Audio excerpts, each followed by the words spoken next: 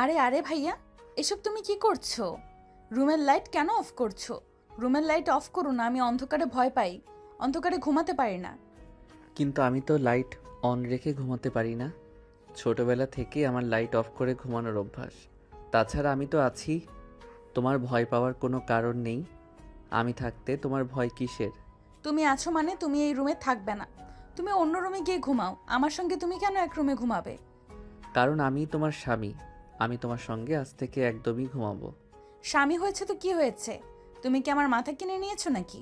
আমি তোমাকে আমার সঙ্গে আমার রুমে ঘুমাতে দেব না। তুমি অন্য রুমে গিয়ে ঘুমাও। আরে বাবা, বিয়ের পর স্বামী স্ত্রী এক রুমে ঘুমাতে হয় সেটাও কি তুমি জানো না, নাকি কেউ তোমাকে সব ব্যাপারে কোনো কিছু বলে দেয়নি? আমাকে কেউ কিছু বলার সাহস নেই। তাছাড়া আমাকে কেউ কিছু বললে আমি যে সেটা শুনবো তার কোনো গ্যারান্টি নেই। তাছাড়া ভাবি আমাকে বলে দিয়েছে আমি যেন আমার রুমে কখনোই কোনো ছেলে মানুষকে প্রবেশ করতে না দেই। তুমি আমার রুমে প্রবেশ করেছো এটাই অনেক বেশি, কিন্তু তাই বলে আমি তোমাকে এই রুমে ঘুমাতে দেব না। তুমি অন্য রুমে গিয়ে ঘুমাতে পারো। কিন্তু সারা বাড়িতে মেহমান, এখন যদি আমি অন্য রুমে গিয়ে ঘুমাই তাহলে লোকে আমাকে মন্দ বলবে। এটা তো তুমি ঠিক করছো না। দেখো, তুমি যদি আমার কথা না শোনো আর জোর করে আমার রুমে ঘুমাতে চাও, তাহলে কিন্তু আমি আম্মুর কাছে বিচার দেব। তোমার নামে বলে দেব তোমার ছেলে জোর করে আমার রুমে ঘুমাতে চাইছে। কি বলো?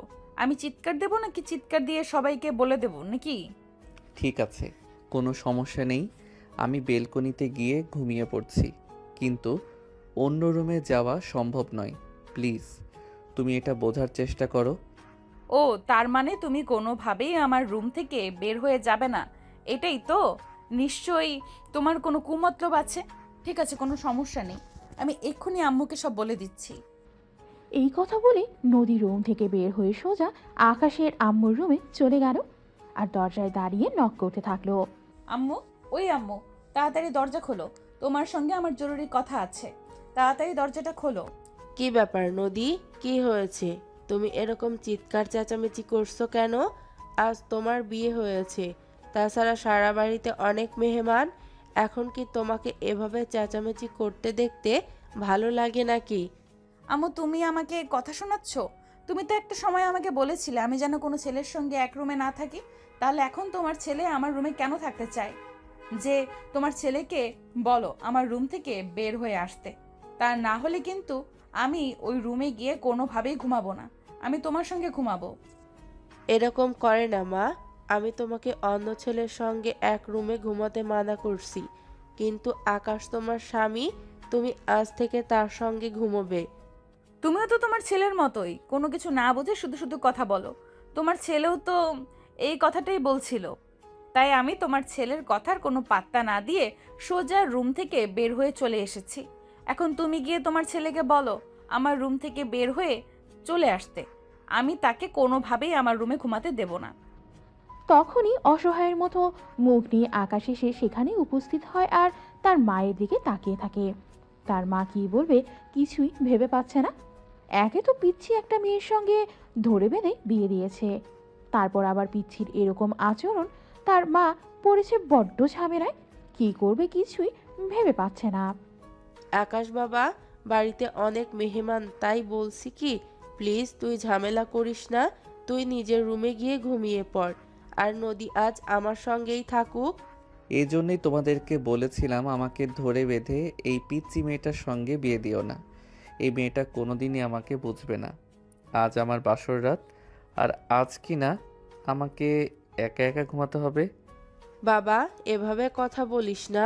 তুই তো বড় হয়েছিস, সব কিছুই বুঝিস। মেয়েটা এখনো ছোট, তাই ওকে কোনো ব্যাপারে প্রেশার দিস না। আস্তে আস্তে বড় হতে দেওয়ার, তারপর নিজে নিজেই সব কিছু বুঝে যাবে। তখন আর তোকে কিছুই করতে হবে না। আকাশ তখন কোনো কথা না বলিয়ে গাল ফুলিয়ে সেখান থেকে চলে গেল। আর এদিকে নদী তখন আকাশের আম্মুর রুমে এসে আকাশের আম্মুকে জড়িয়ে ধরে ঘুমিয়ে পড়ল। পরের দিন সকালবেলা ঘুম থেকে উঠে আকাশ তার আম্মুকে বলল, আম্মু, আমাকে আজ অফিসে যেতে হবে। অফিসের একটা গুরুত্বপূর্ণ কাজ আছে। আজ অফিসে না গেলে হবে না।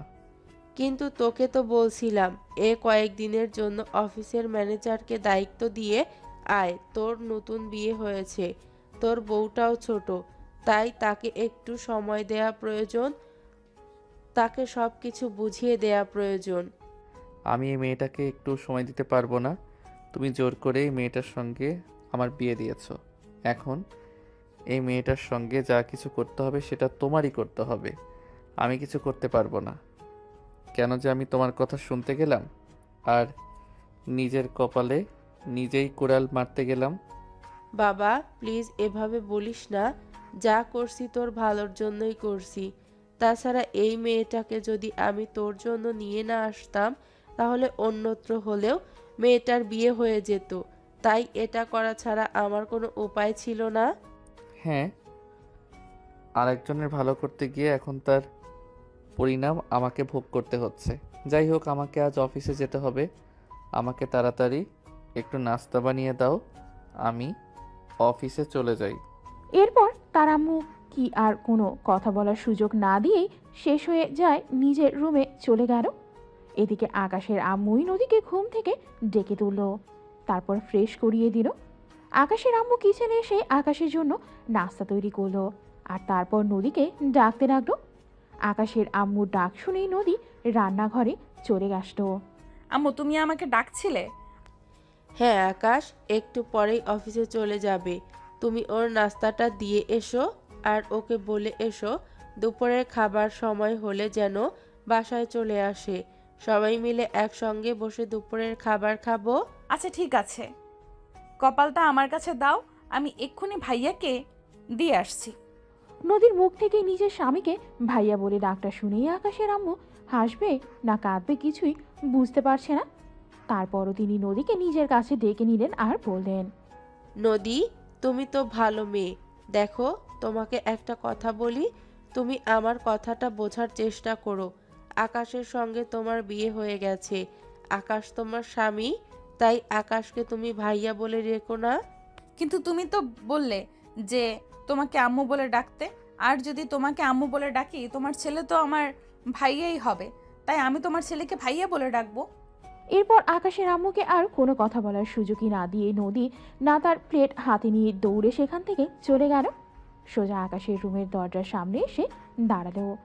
আকাশের রুমের দরজা ভেতর থেকে বন্ধ ছিল, তাই নদী বাহির থেকেই দরজায় নক করলো। আকাশ ভাইয়া, আকাশ ভাইয়া, রুমের দরজাটা খোলো, তোমার জন্য নাস্তা নিয়ে এসেছি। তুমি নাকি অফিসে যাবে, তাই আম্মু তোমার জন্য নাস্তা পাঠিয়েছে। আকাশ ক্রমের দরজাটা খুলল আর নদীকে দেখতে পেয়ে নদীর হাত থেকেই নাস্তার প্লেটটা নিল আর নদীর হাতটা ধরে বলল, এসো, তুমিও আমার সঙ্গে খাবে। আমার একা একা খেতে ভালো লাগে না, তাই ভাবছি এখন থেকে প্রতিদিন তোমাকে নিয়েই খাবো। হ্যাঁ, কিন্তু তুমি আমার হাত ধরছো কেন?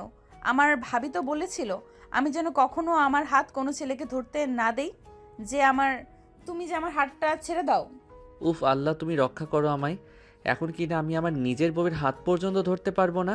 আমি কেমন মেয়েকে বিয়ে করেছি সেটাই বুঝতে পারছি না। কি হলো ভাইয়া, তুমি কি কিছু বলছো নাকি? আমি আস্তে আস্তে কথা শুনতে পাই না, আমার কানে সমস্যা আছে। আমাকে কিছু বললে জোরে জোরে বলবে। না, আমি তোমাকে কিছু বলতে যাব কেন? তোমাকে কিছুই বলিনি আমি। আমার কপালের কথা বলছি।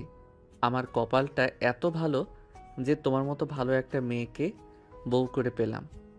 যাই হোক, এখন কি তুমি আমার সঙ্গে নাস্তা করবে? হ্যাঁ, তুমি যদি আমাকে নিজের হাতে খাইয়ে দাও তাহলে আমি তোমার সঙ্গে নাস্তা করব। তাছাড়া তুমি তো জানো আমি নিজের হাতে খাবার খেতে পারি না, আর নিজের সাথে খাবার খেলেও আমার পেট ভরে না। আমাদের বাসায় তো সব সময় ভাবি আমাকে খাবার খাইয়ে দিত। আচ্ছা ঠিক আছে, কোনো সমস্যা নেই।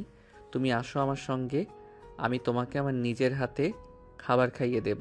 এই বলে আকাশ নদীকে নিয়ে রুমের ভেতর চলে আসলো আর তারপর দুজনে মিলেই নাস্তাটা সেরে দিল। নাস্তা শেষ হলে আকাশ রেডি হয়ে অফিসে চলে আসলো। অফিসে এসে নিজের কেবিনে বসে কাজ করছিল। তখনই তার কলিগ এসে তাকে বলল, কি ব্যাপার দোস্ত, কি অবস্থা তোর? শুনলাম নাকি বিয়ে করেছিস, আমাদের দাওয়াত দিলি না কেন? দোস্ত, তোদের দাওয়াত দেওয়ার মতো অবস্থাটা হয়নি। যদি কোনো দিন এই অবস্থাটা হয় তাহলে অবশ্যই তাদেরকে দাওয়াত দেব।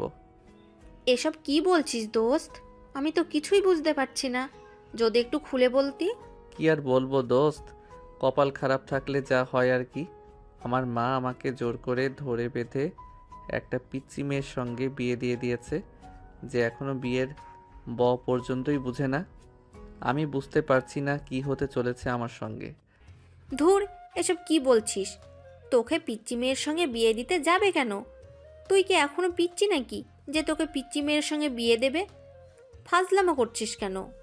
আরে ভাই, আমি কে তোর সঙ্গে ফাইজলামি করতে যাব? আমি একদম ফাইজলামি করছি না, যা বলছি একদম সত্য কথাই বলছি। আমার আম্মু জোর করে আমাকে ধরে বেঁধে একটা পিচ্চি মেয়ের সঙ্গে বিয়ে দিয়েছে। আমি তোর কথা একদমই বিশ্বাস করছি না। তুই যদি তোর বইয়ের ছবিটা আমায় দেখাতে পারিস, বিয়ের দিনের ছবিটা দেখাতে পারিস, তাহলে আমি বিশ্বাস করব তোর কথা। না হলে তোর কথা বিশ্বাস করার প্রশ্নই ওঠে না। আকাশ তখন কোনো উপায়ন্তর না পেয়ে প্রবলেমটা থেকে মোবাইলটা বের করলো আর মোবাইল থেকে তার বউয়ের ছবিটা দেখালো। এটা দেখে রিয়া মাথায় হাত দিয়ে বসে পড়ল। বেশ কিছুক্ষণ চুপচাপ রইল, তখন আকাশ বলতে লাগলো, কিরে, এবার তো আমার কথা বিশ্বাস হলো? এখন কেন তুই মাথায় হাত দিয়ে বসে আছিস? তোকে যে বললাম আমার আম্মু আমাকে জোর করে একটা পিচ্চি মেয়ের সঙ্গে বিয়ে দিয়েছে, তুই তো এই কথাটা বিশ্বাসই করতে চাইছিলি না। কি করে বিশ্বাস করব? তুই নিজেই সেটা বল। আন্টির মতো সুস্থ মস্তিষ্ক সম্পন্ন একটা মানুষ যদি এরকম কাজ করে, তাহলে তো এটা বিশ্বাস করার মতো নয়। বুঝতে পারছি না আন্টির মাথায় কি ঢুকেছে যে তোকে এরকম একটা পিচ্চি মেয়ের সঙ্গে বিয়ে দিতে হলো। জানিস দোস্ত, কি বলবো, বাসর রাতে একা একা ঘুমাতে হয়েছে। যেখানে 25টা বছর ধরে স্বপ্ন বুনছি বাসর রাতে বউর সঙ্গে কত রোম্যান্স করব, কিন্তু রোমান্টিক খাতায় আগুন।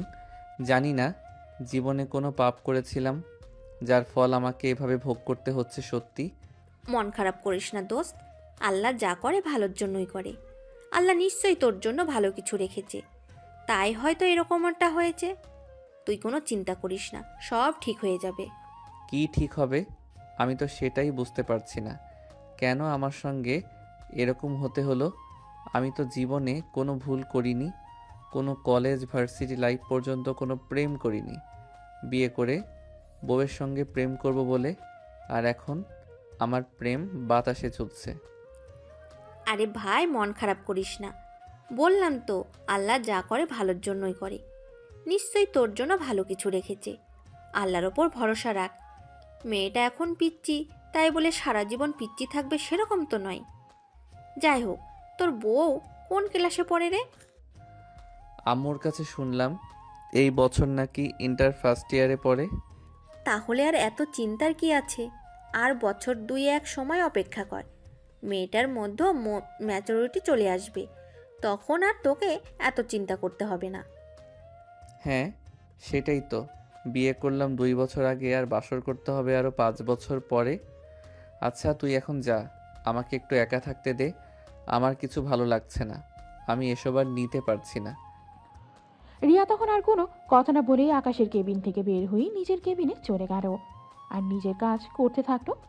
এদিকে আকাশ অফিসের কাজ শেষ করেই অফিস থেকে বের হয়ে বন্ধুদের সঙ্গে আড্ডা দিতে চলে গেল। বন্ধুদের সঙ্গে আড্ডা দিতে দিতে কখন যে সন্ধ্যা পেরিয়ে রাত হয়ে গেল সেটা তার খেয়ালই ছিল না। রাত তখন 11টা বাজে। তখনই হঠাৎ মোবাইলে একটা অন্য নাম্বার থেকে ফোন আসতো। আকাশ সচরাচর আননোন নাম্বারের ফোন রিসিভ করে না, তাই ফোনটা রিসিভ করলো না। তারপর বেশ কয়েকবার ফোনটা বাজলো, কিন্তু আকাশ একবারও ফোনটা রিসিভ করলো না। তখনই হঠাৎ ছোট একটা মেসেজ আসতো। ভাইয়া কোথায় তুমি? বাসায় আসবে কখন? আর তোমাকে সে কখন থেকে ফোন দিচ্ছি, তুমি ফোন তুলছো না কেন? প্লিজ একবার ফোনটা রিসিভ করো। আকাশ খুব ভালোভাবেই বুঝতে পারলো এটা নদী ছাড়া অন্য কেউ হতেই পারে না, তাই সে ফোন ব্যাক করলো। হ্যালো, কে বলছো তুমি? আমি নদী বলছি ভাইয়া। তুমি বাসায় আসবে কখন? সে কখন থেকে তোমার জন্য খাবার নিয়ে অপেক্ষা করছি, কিন্তু তুমি এখনো আসছো না কেন? তাড়াতাড়ি চলে আসো। ও আচ্ছা, ঠিক আছে, আমি এক্ষুনি চলে আসছি। অফিস শেষ করে বন্ধুদের সঙ্গে আড্ডা দিচ্ছিলাম, তাই একটু লেট হয়ে গেল। তোমার কিছু লাগবে নাকি? না, আমার কিছুই লাগবে না, তুমি তাড়াতাড়ি চলে আসো, আমার খুব ক্ষুধা পেয়েছে, কিছু খাবো। এই বলেই নদী সঙ্গে সঙ্গে ফোনটা কেটে দিল। আর আকাশ যখন বন্ধুদের কাছ থেকে বিদায় নিয়ে সেখান থেকে চলে আসতো, আর আস্তে আস্তে মনে মনে ভাবলো নদীর জন্য কিছু নিয়ে যাওয়া যাক। একটা দোকান থেকে নদীর জন্য বেশ কিছু চকলেট কিনে নিল আর এগুলো নিয়েই বাসায় চলে আসতো। সে বাড়িতে সেই কলিং বেল চাপ দিতেই নদী এসে দরজা খুলে দিল। আকাশ নদীকে দেখতে পেয়ে বলল, কি ব্যাপার, বাড়ির সবাই মনে হয় ঘুমিয়ে গেছে, তুমি এখনো ঘুমাওনি কেন? তুমি কেন এখনো সজাগ বসে আছো? তোমার ঘুম পাইনি? না মানে আসলে ভাবি বলেছিল আর রাতের খাবার কখনোই একা একা না খেতে, স্বামী বাসায় আসলে তারপর তাকে নিয়ে খেতে। আর রাত 11টা বেজে গেল, এখনো আপনি আসলেন না, তাই আপনার জন্যই অপেক্ষা করছিলাম। ও আচ্ছা, ঠিক আছে, সরি। আজকের মতো আমাকে ক্ষমা করে দাও। আমি আর কখনোই এত দেরি করে বাসায় ফিরবো না। আমি সব সময় রাত 8টা বাজার সঙ্গে সঙ্গে বাসায় ফিরে আসবো। আচ্ছা ঠিক আছে, এখন আসো দুজনে একসঙ্গে মিলে খাবার খেয়ে নিই। এই বলেই নদী খাবার প্লেটে বাড়তে লাগলো। আর তখনই আকাশ বলল, খাবার এক পেটে নাও, আমি তোমাকে খাইয়ে দেবো। তুমি না বললে তুমি নিজের হাতে খাবার খেতে পারো না। হ্যাঁ সেটা অবশ্য ঠিক, আম্মু বলেছিল আম্মু খাবার খাইয়ে দিবে, কিন্তু আমি বলেছিলাম আম্মুর সাথে খাবো না। এই বলে আকাশ আর নদী দুজনেই রাতের খাবার খেয়ে নিল। তারপর নদী সবকিছু গুছিয়ে রেখে আকাশের রুমে আসতো আর আকাশকে বলতে লাগলো, আম্মুর আবার কি হলো সেটাই তো বুঝতে পারছি না। আমি আম্মুর রুমের দরজা কয়েকবার নক করলাম আম্মুর সঙ্গে ঘুমাবো, কিন্তু আম্মুর রুম থেকে কোনো সারা শব্দ আসছে না। আম্মুর আবার কোনো সমস্যা হয়নি তো? আরে না, আম্মুর আবার কি সমস্যা হতে যাবে? আম্মুর কোনো সমস্যা হয়নি। হয়তো আম্মু ঘুমিয়ে পড়েছে তাই টের পাইনি। তুমি এক কাজ করো, আজকে রাতটা আমার সঙ্গে ঘুমিয়ে পড়ো। কিন্তু ভাবি তো বলেছিল কোনো ছেলের সঙ্গে এক রুমে না থাকতে। কিন্তু এখন কি করবে বলো? আম্মু তো রুমের দরজা লাগিয়ে ঘুমিয়ে পড়েছে। এখন কি তুমি সারা রাত বাইরে কাটাবে নাকি? তার চাইতে বরং এটাই ভালো হয় যে তুমি আমার রুমে ঘুমিয়ে পড়ো। সমস্যা নেই, আমি তোমাকে টাচ করব না। এই যে মাঝখানে কোলবালিশ দিয়ে রাখছি, ওই পাশে ঘুমিয়ে পড়ো। আচ্ছা ঠিক আছে, এখন তোমার এটা করা ছাড়া আর কোনো উপায় নেই। এখন তো আমাকে তোমার সঙ্গেই ঘুমাতে হবে। আচ্ছা ঠিক আছে, তুমি শুয়ে পড়ো, আমি ড্রেস চেঞ্জ করে আসছি। এই বলেই নদী আলমারি থেকে তার নিজের একটা 3 পিস বের করে ওয়াশরুমে চলে গেল। তারপর কাপড় চোপড় চেঞ্জ করলেও রুমে আসতো। আকাশ তখনও বিছানার এক পাশে বসে আছে। এটা দেখে নদী বলল, কি হলো, তুমি এখনো এখানে বসে আছো কেন? ঘুমাওনি কেন? না মানে আসলে তোমার জন্য একটা জিনিস নিয়ে এসেছিলাম, সেটা তোমাকে এখনো দেওয়া হয়নি তো, তাই অপেক্ষা করছিলাম তুমি আসবে, তারপর এটা তোমাকে দিয়ে তারপর ঘুমাবো। সত্যি বলছো? তুমি আমার জন্য কি কি এনেছো, তাড়াতাড়ি দাও দেখি। আকাশ তখন তার অফিসের ব্যাগ থেকে এই চকলেটের বক্সটা বের করে নদীর হাতে তুলে দিল। নদী চকলেটের বক্সে অনেক খুশি হলো আর তখনই আকাশকে জড়িয়ে ধরে বলতে লাগলো, তুমি সত্যি অনেক ভালো, জানো আমার না চকলেট খেতে খুব ইচ্ছে করছিল, কিন্তু কাউকে বলার সাহস পাচ্ছিলাম না। আর বাসার বাইরে কোনো দোকান নেই যেখান থেকে কিনে নিয়ে আসবো। Thank you so much. দিলেই হবে। আমি কি তোমাকে চকলেট খাওয়ালাম, তার জন্য তুমি আমাকে কিছু দেবে না? কথাটা শুনে নদীর মনটা খারাপ হয়ে গেল। সে মুখটা কালো করে আকাশের দিকে তাকিয়ে বলল, তোমাকে আমি কি দেব? তোমাকে দেওয়ার মতো তো আমার কাছে কিছুই নেই।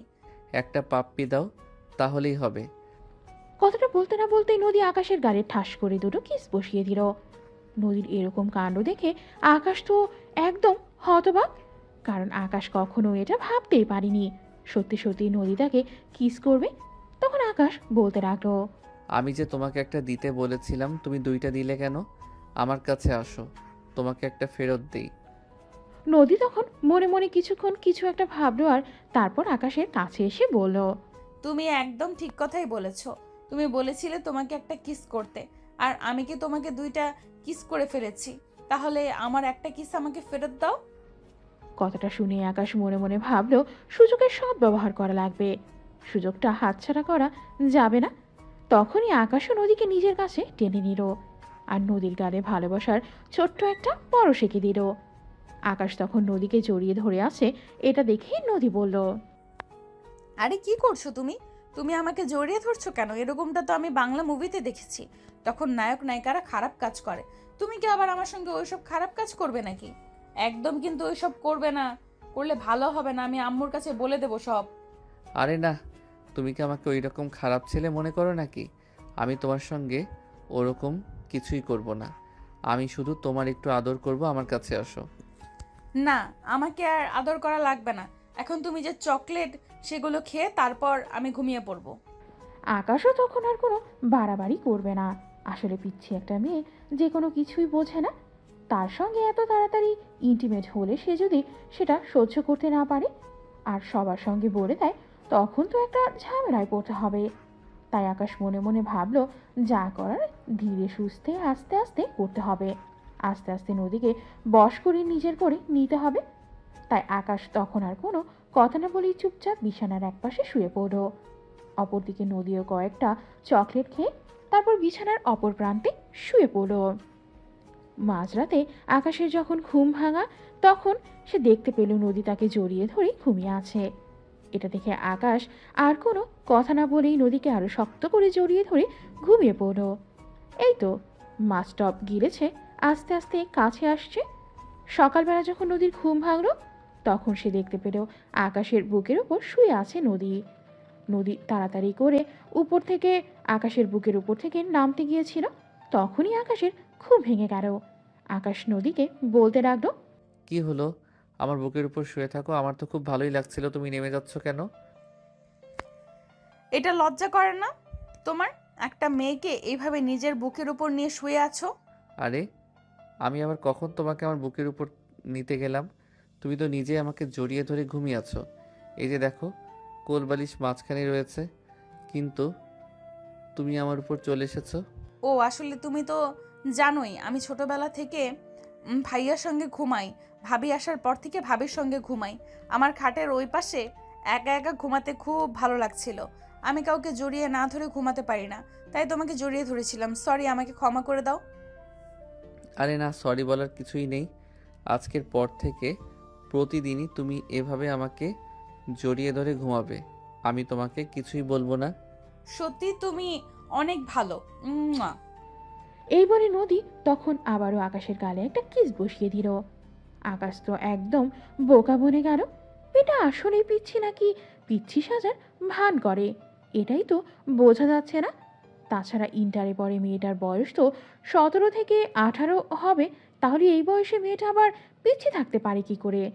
আগের যুগের মানুষ তো 12-14তে বয়সে মেয়েদের বিয়ে দিয়ে দিত। 15 থেকে 16 বছর বয়সেই মেয়েরা মা হয়েছে। তো তাহলে 17 থেকে 18 বছর বয়সে একটা মেয়ে কি করে ফিজিক্যাল অ্যাট্রাকশন বুঝতে পারে না? যাই হোক, বুঝে শুনে পা ফেলতে হবে। হুটহাট করে কিছুই করা যাবে না। আকাশ তখন সেরকম কোনো প্রতিক্রিয়া দেখালো না, বিছানাতেই শুয়ে রইল। এদিকে নদী বিছানা থেকে নেমে ফ্রেশ হয়ে কাপড় চোপড় চেঞ্জ করে তারপর নিচে চলে গেল। কিচেনে আসতেই আকাশের আম্মু নদীকে বলল, কি ব্যাপার নদী, তুমি আজ আমার সঙ্গে ঘুমোতে আসলে না কেন? তুমি তো দরজা বন্ধ করে ঘুমিয়ে পড়েছিলে, তারপর আমি ভাইয়ার রুমে ঘুমিয়েছিলাম। ভাইয়া সত্যি অনেক ভালো, কাল আমার জন্য অনেকগুলো চকলেট নিয়ে এসেছে। ভাইয়া বলেছে আমি যদি ভাইয়ার রুমে প্রতিদিন ঘুমাই তাহলে ভাইয়া প্রতিদিন আমাকে অনেকগুলো করে চকলেট এনে দেবে। তাই ভাবছি আজ থেকে প্রত্যেক দিন ভাইয়ার রুমে ঘুমাবো। ও আচ্ছা, এই ব্যাপার। তাহলে ঠিক আছে, তুমি আজকের পর থেকে আকাশের রুমেই ঘুমিও।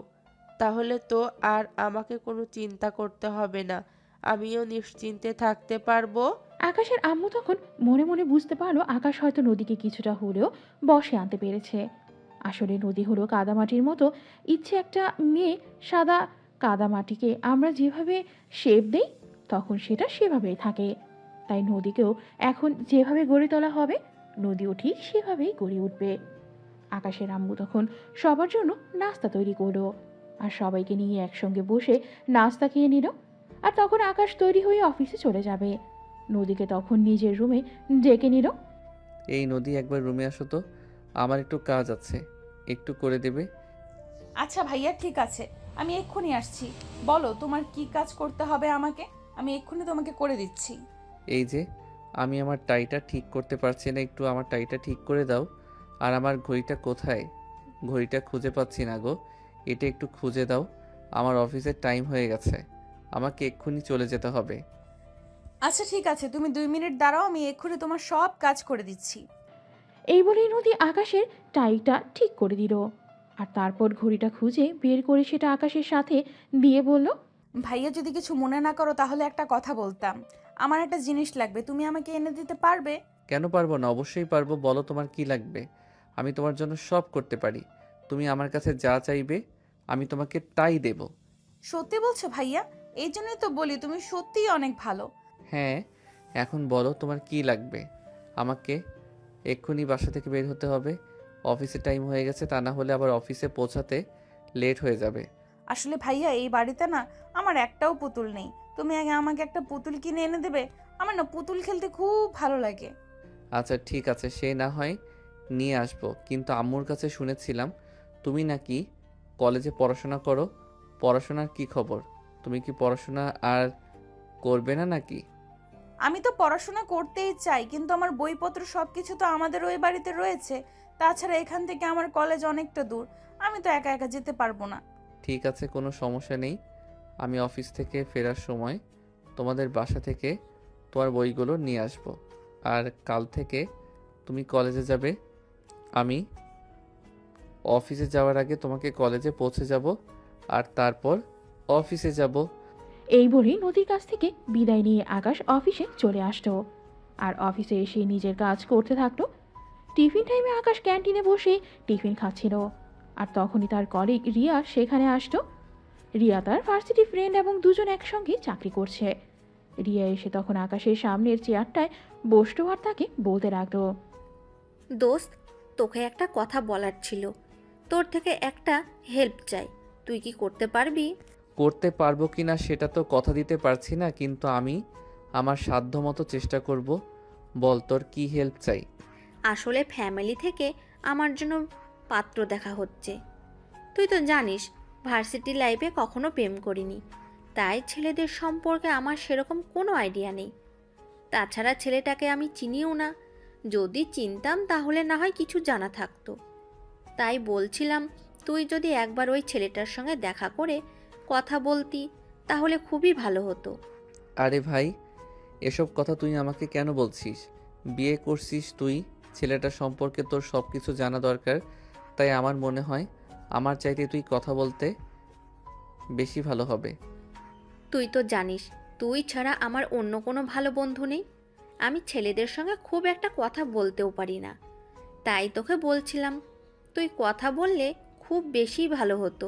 আচ্ছা ঠিক আছে, তুই আমার বেস্ট ফ্রেন্ড, তোর জন্য তো আমি এইটুকু করতেই পারি। আচ্ছা ঠিক আছে, ওই ছেলেটার ফোন নাম্বার আর অ্যাড্রেস আমাকে দিয়ে রাখ। রিয়া তখন একটা ছোট কাগজে ওই ছেলেটার ফোন নাম্বার আর ঠিকানা লিখে দিয়েই সেখান থেকে চলে গেল। আর আকাশ খাওয়া শেষ করে তারপর নিজের কেবিনে চলে আসলো আর কাজ করতে লাগলো। সেদিন অফিস থেকে একটু আগে ভাগেই ছুটি নিল, কারণ আজ তাকে নদীতে বাড়িতে নিয়ে যেতে হবে। সেখান থেকে নদীর বইপত্র কিছু নিয়ে আসতে হবে।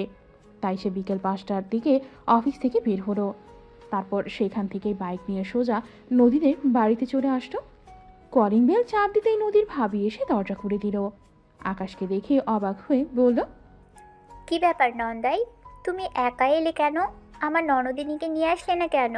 ভাবি, আসলে আমি তো অফিস থেকে চলে এসেছি, তাই আমি নদীকে নিয়ে আসিনি।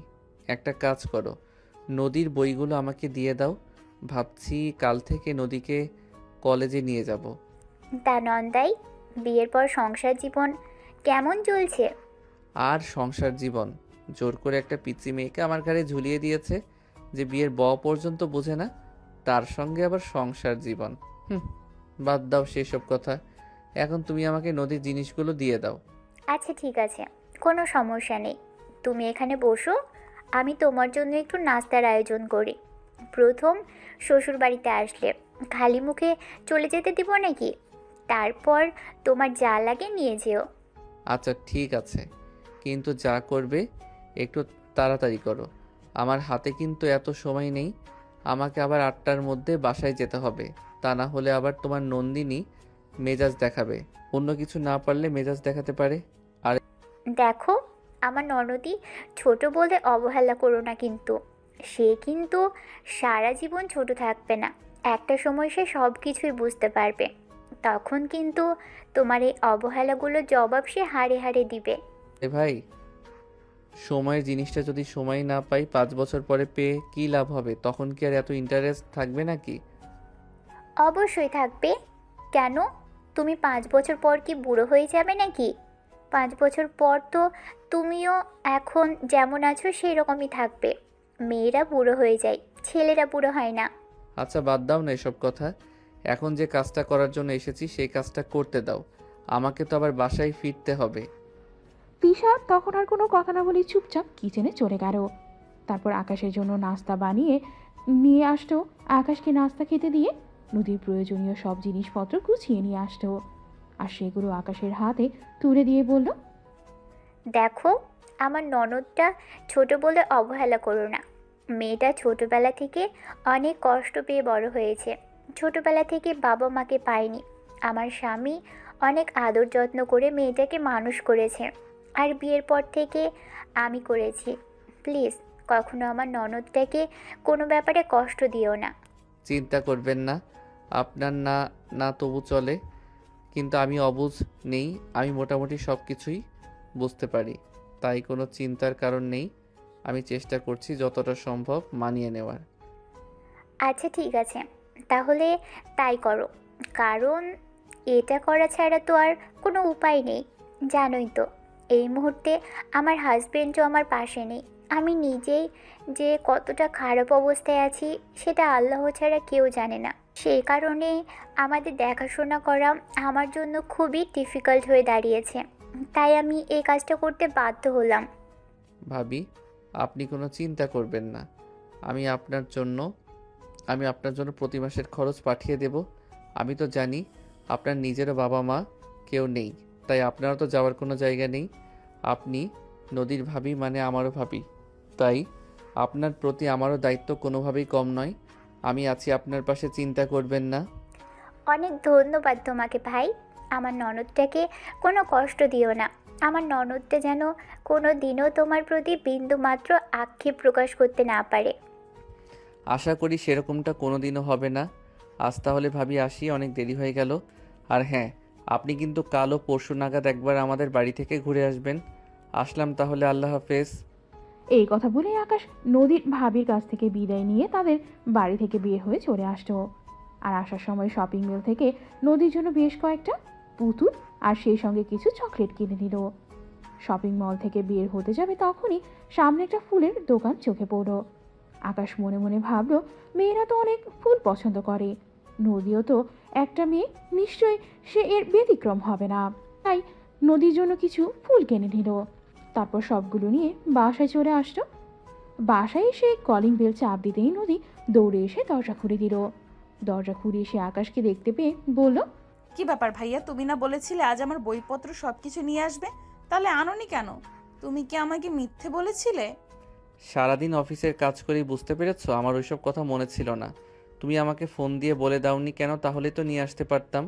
তুমিই তো বলেছিলে তুমি নিজেই নিয়ে আসবে, তাই আমি তোমাকে ফোন করিনি। তাছাড়া এখন তো রাত, সবে মাত্র 9টা বাজে, আর একটু লেট হলে আমি না হয় ফোন করতাম। আচ্ছা ঠিক আছে, তোমার যখন মনে নেই তখন আর কি বলবো। বলেই নদী তখন মন খারাপ করেই সেখান থেকে চলে যাচ্ছিল। তখনই পেছন থেকে আকাশ তার হাতটা ধরে ফেলল আর একটা নিয়ে নিজের কাছে টেনে নিল। এটা থেকে নদী বলতে লাগলো, এইসব তুমি কি করছো? তুমি আমাকে নিজের কাছে টেনে নিচ্ছ কেন? আরে পাগলি মেয়ে, এভাবে রাগ করতে আসে নাকি? আমি তোমার সব কিছুই নিয়ে এসেছি। আমি দেখছিলাম তুমি জিনিসগুলো না দেখে কেমন রিয়াকশন করো। তুমি এরকম কেন বলো তো? আমাকে কষ্ট দিলে তোমার ভালো লাগে? আমি তো ভেবেছিলাম সত্যিই তুমি আমার জিনিসগুলো নিয়ে আসোনি, তাই তো মন খারাপ করেছিলাম। আর এদিকে তুমি আমাকে মিথ্যা কথা বললে। সরি, আর কখনোই তোমাকে মিথ্যে কথা বলবো না।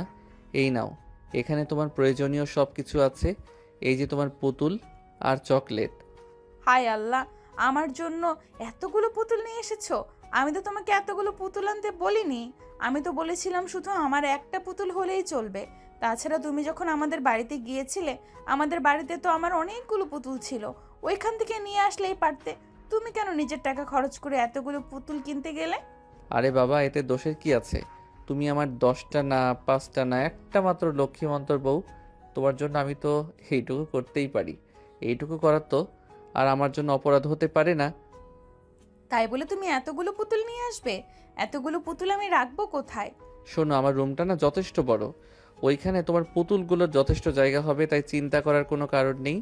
তুমি রুমে চলে যাও, আমি এই জিনিসগুলো নিয়ে চলে আসছি। এই বলে আকাশ আর ড্রাইভারকে নিয়েই সবগুলো জিনিস নিয়ে রুমে চলে আসতো। আর তারপর নদীকে সব কিছু গুছিয়ে রাখতে সহযোগিতা করলো। সব কিছু গুছিয়ে রাখতে রাখতে রাত প্রায় 11টার মতো বেজে গেল। আর তখনই নদী বলতে লাগলো, ওরে বাবা, যা, রাত 11টা বেজে গেল, এখনো তো রাতের খাবারই খাওয়া হলো না। চলো তাড়াতাড়ি রাতের খাবার খেয়ে আসা যাক। এই বলে নদী আর আকাশ দুজনেই চলে আসলো কিচেনে। এসে ঠান্ডা হয়ে গেছে তখন নদী আকাশকে বলল, ভাইয়া তুমি একটু অপেক্ষা করো, সবগুলো খাবার ঠান্ডা হয়ে গেছে। এই ঠান্ডা খাবারগুলো তুমি খেতে পারবে না, আমি একটু খাবারগুলো গরম করে নিয়ে আসি। কোনো সমস্যা নেই, আমি ঠান্ডা খাবার খেতে পারবো, আমার কোনো সমস্যা হবে না। তুমি এখানে বসো, খাবার গরম করার কোনো প্রয়োজন নেই, এভাবেই খেয়ে নিতে পারবো।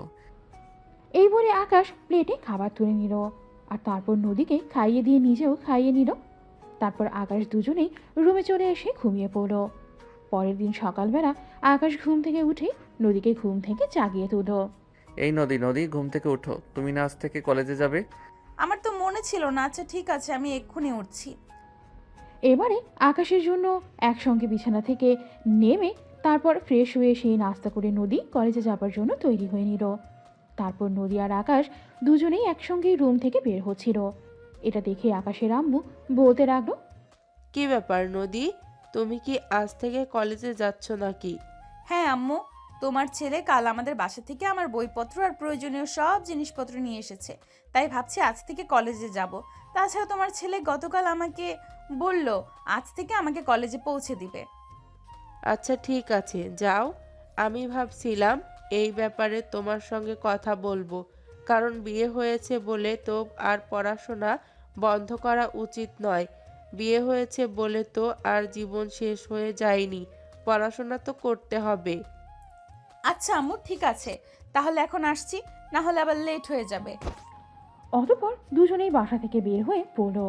বাসা থেকে বের হওয়ার সময় আকাশ নদীকে নিয়ে বাইকে উঠল। আর তখনই আকাশ তাদের ড্রাইভারকে বলল, আঙ্কেল, নদীকে আমি কলেজে নিয়ে যাচ্ছি, ছুটির সময় আপনি ওকে কলেজ থেকে বাসায় নিয়ে আসবেন, আর আমি আপনাকে ফোন দিয়ে বলে দিব কখন যেতে হবে। আচ্ছা বাবা, ঠিক আছে, কোনো সমস্যা নেই। তুমি কলেজ ছুটি হওয়ার 10 মিনিট আগে আমাকে ফোন দিয়ে বলে দিও, আমি সময় মতো পৌঁছে যাব। অতঃপর আকাশ আর নদী দুজন এই বাসা থেকে বেরিয়ে পড়ে। আকাশ নদীকে তার কলেজের সামনে নামিয়ে দিয়ে তারপর অফিসে চলে আসতো। এভাবেই চলছিল তাদের দিনগুলো।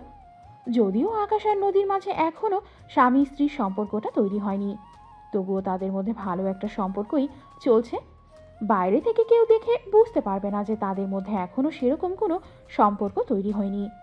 অপরদিকে সেদিন আকাশ তার বান্ধবী রিয়ার যে ছেলেটার সঙ্গে বিয়ের সম্বন্ধ চলছে সেই ছেলেটাকেই ফোন করে দেয়, আর সেই ছেলেটার সঙ্গেই দেখা করে কথা বলতে চায়।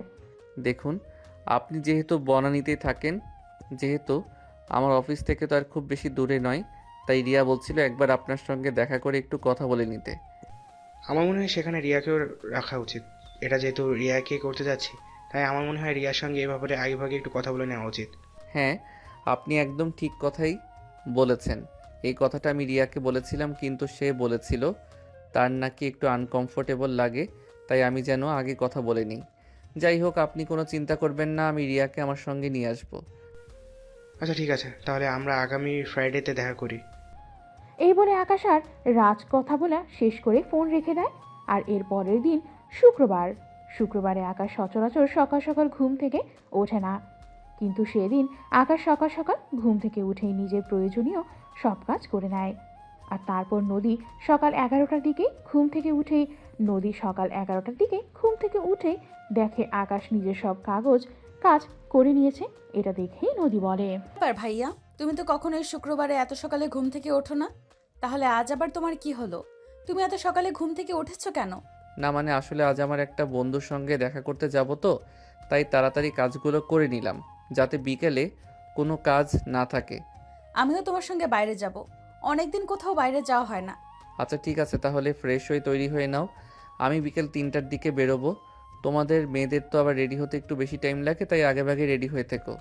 দেখো আমি কিন্তু মোটেও ওই রকম না যে মেয়েরা মেকআপ করে ময়দা সুন্দরী, ওদের একটু বেশি সময় লাগে, কিন্তু আমি তো আর মেকআপ করি না, আমি কিন্তু ন্যাচারালি সুন্দরী, তাই আমার রেডি হতে খুব একটা সময় লাগে না।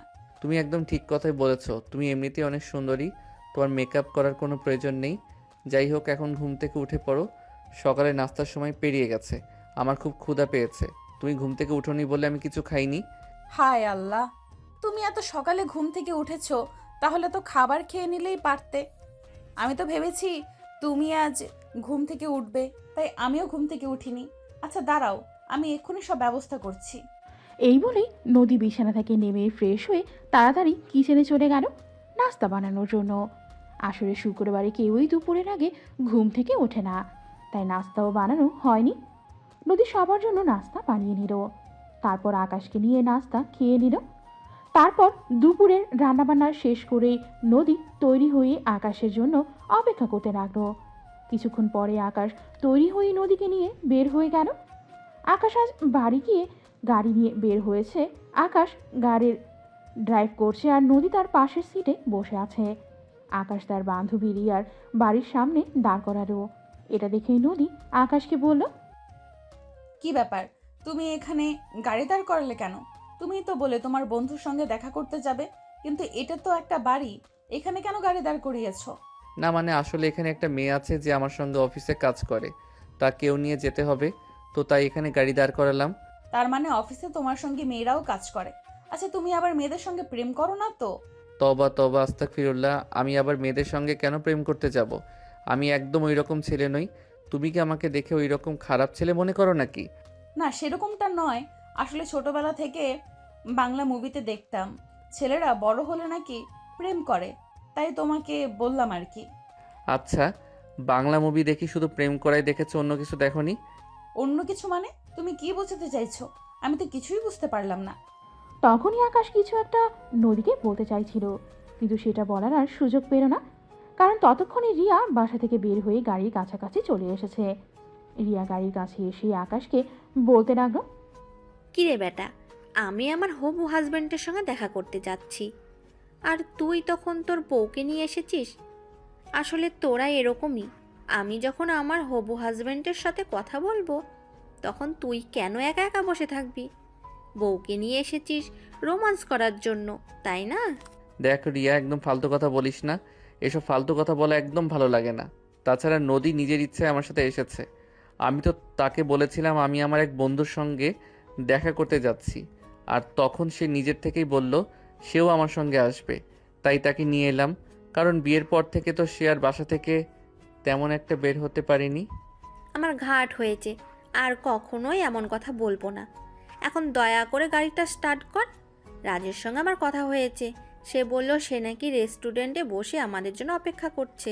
এখন কথা না বাড়িয়ে গাড়িতে উঠে বসো, তা না হলে কিন্তু তোকে ফেলে রেখেই আমাকে গাড়ি নিয়ে চলে যেতে হবে। তখন রিয়া তাড়াহুড়ো করে গাড়িতে উঠে বসলো। আর এদিকে নদী ততক্ষণ সবকিছু চুপচাপ শুনলেও এখন আর চুপ থাকলো না। নদী তখন বলতে লাগলো, তার মানে তুমি আমার সঙ্গে মিথ্যা কথা বলছিলে? আমার সঙ্গে মিথ্যা কথা বলে তোমার কি লাভ বলো? আরে বাবা, আমি তোমার সঙ্গে মিথ্যে কথা কেন বলতে যাব? আমি রিয়ার হবু হাজবেন্ডের সঙ্গে দেখা করতে যাচ্ছি, রিয়াও যাচ্ছে আমার সঙ্গে। এখানে মিথ্যা বলার কি আছে?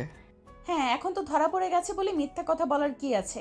আমি যদি না আসতাম তাহলে তো তুমি এটা জানতেই পারতাম না যে তুমি একটা মেয়েকে নিয়ে ঘুরতে যাচ্ছ। নদী, তুমি ভুল বুঝতে, সেরকম কিছুই না। আমি আমার হবু হাজব্যান্ডের সঙ্গে দেখা করতে যাচ্ছি। একা একা যাব সেটা মন চাইছিল না। তাছাড়া আকাশ আমার খুব ভালো বন্ধু, তাই আকাশকে আমার সঙ্গে নিয়ে যাচ্ছি। তোমরা দুইজনই মিথ্যাবাদী, তোমরা দুইজনই আমার সঙ্গে মিথ্যা কথা বলছো।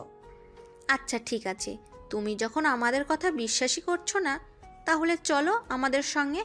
রেস্টুরেন্টে গেলেই বুঝতে পারবে আমি মিথ্যা বলছি না, সত্য বলছি। তারপর কেউই আর কোনো কথা বলল না। আকাশ গাড়ি চালিয়ে কিছুক্ষণের মধ্যেই রেস্টুরেন্টে এসে পৌঁছে গেল। রেস্টুরেন্টে এসে দেখতে পেল রাজ অনেকক্ষণ ধরেই সেখানে বসে অপেক্ষা করছে। আকাশ তখন রাজের সঙ্গে কৌশলাদি বিনিময় করলো আর নদীর সঙ্গেও রাজকে পরিচয় করিয়ে দিল। তারপর চারজনে মিলে বেশ কিছুক্ষণ গল্পগুজব করে খাওয়া দাওয়া করলো আর তারপর বাসায় চলে আসলো। বাসায় এসেই নদী রাজের হাত ধরে বলল, আই এম সরি, আমাকে ক্ষমা করে দাও। আমি আসলে বুঝতে পারিনি, তোমাকে ভুল বোঝার জন্য খুবই দুঃখিত। আরে ধুর, সরি বলার কি আছে? আমি কি তোমার কথায় কিছু মনে করিনি? আমি তোমার জায়গায় থাকলে এরকমটাই করতাম। আসলে ভুলটা আমারই আগেই তোমার কাছে সবটা বলে দেওয়া উচিত ছিল। তাহলে কি আমার প্রতি তোমার কোনো অভিযোগ নেই? আসলে ভুলটা আমারই, আগেই তোমার কাছে সবটা বলে দেওয়া উচিত ছিল। না, একদমই না। তোমার প্রতি আমার কোনো অভিযোগ নেই। আর তোমার প্রতি আমার কোনো অভিযোগ থাকতে যাবে কেন? তুমি আমার 10টা না 5টা না একটা মাত্র আদরের বউ।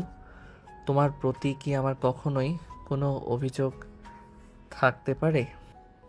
নদী তখন একটা মুচকি হাসি দিয়ে সেখান থেকে চলে যেতে চাইছিল।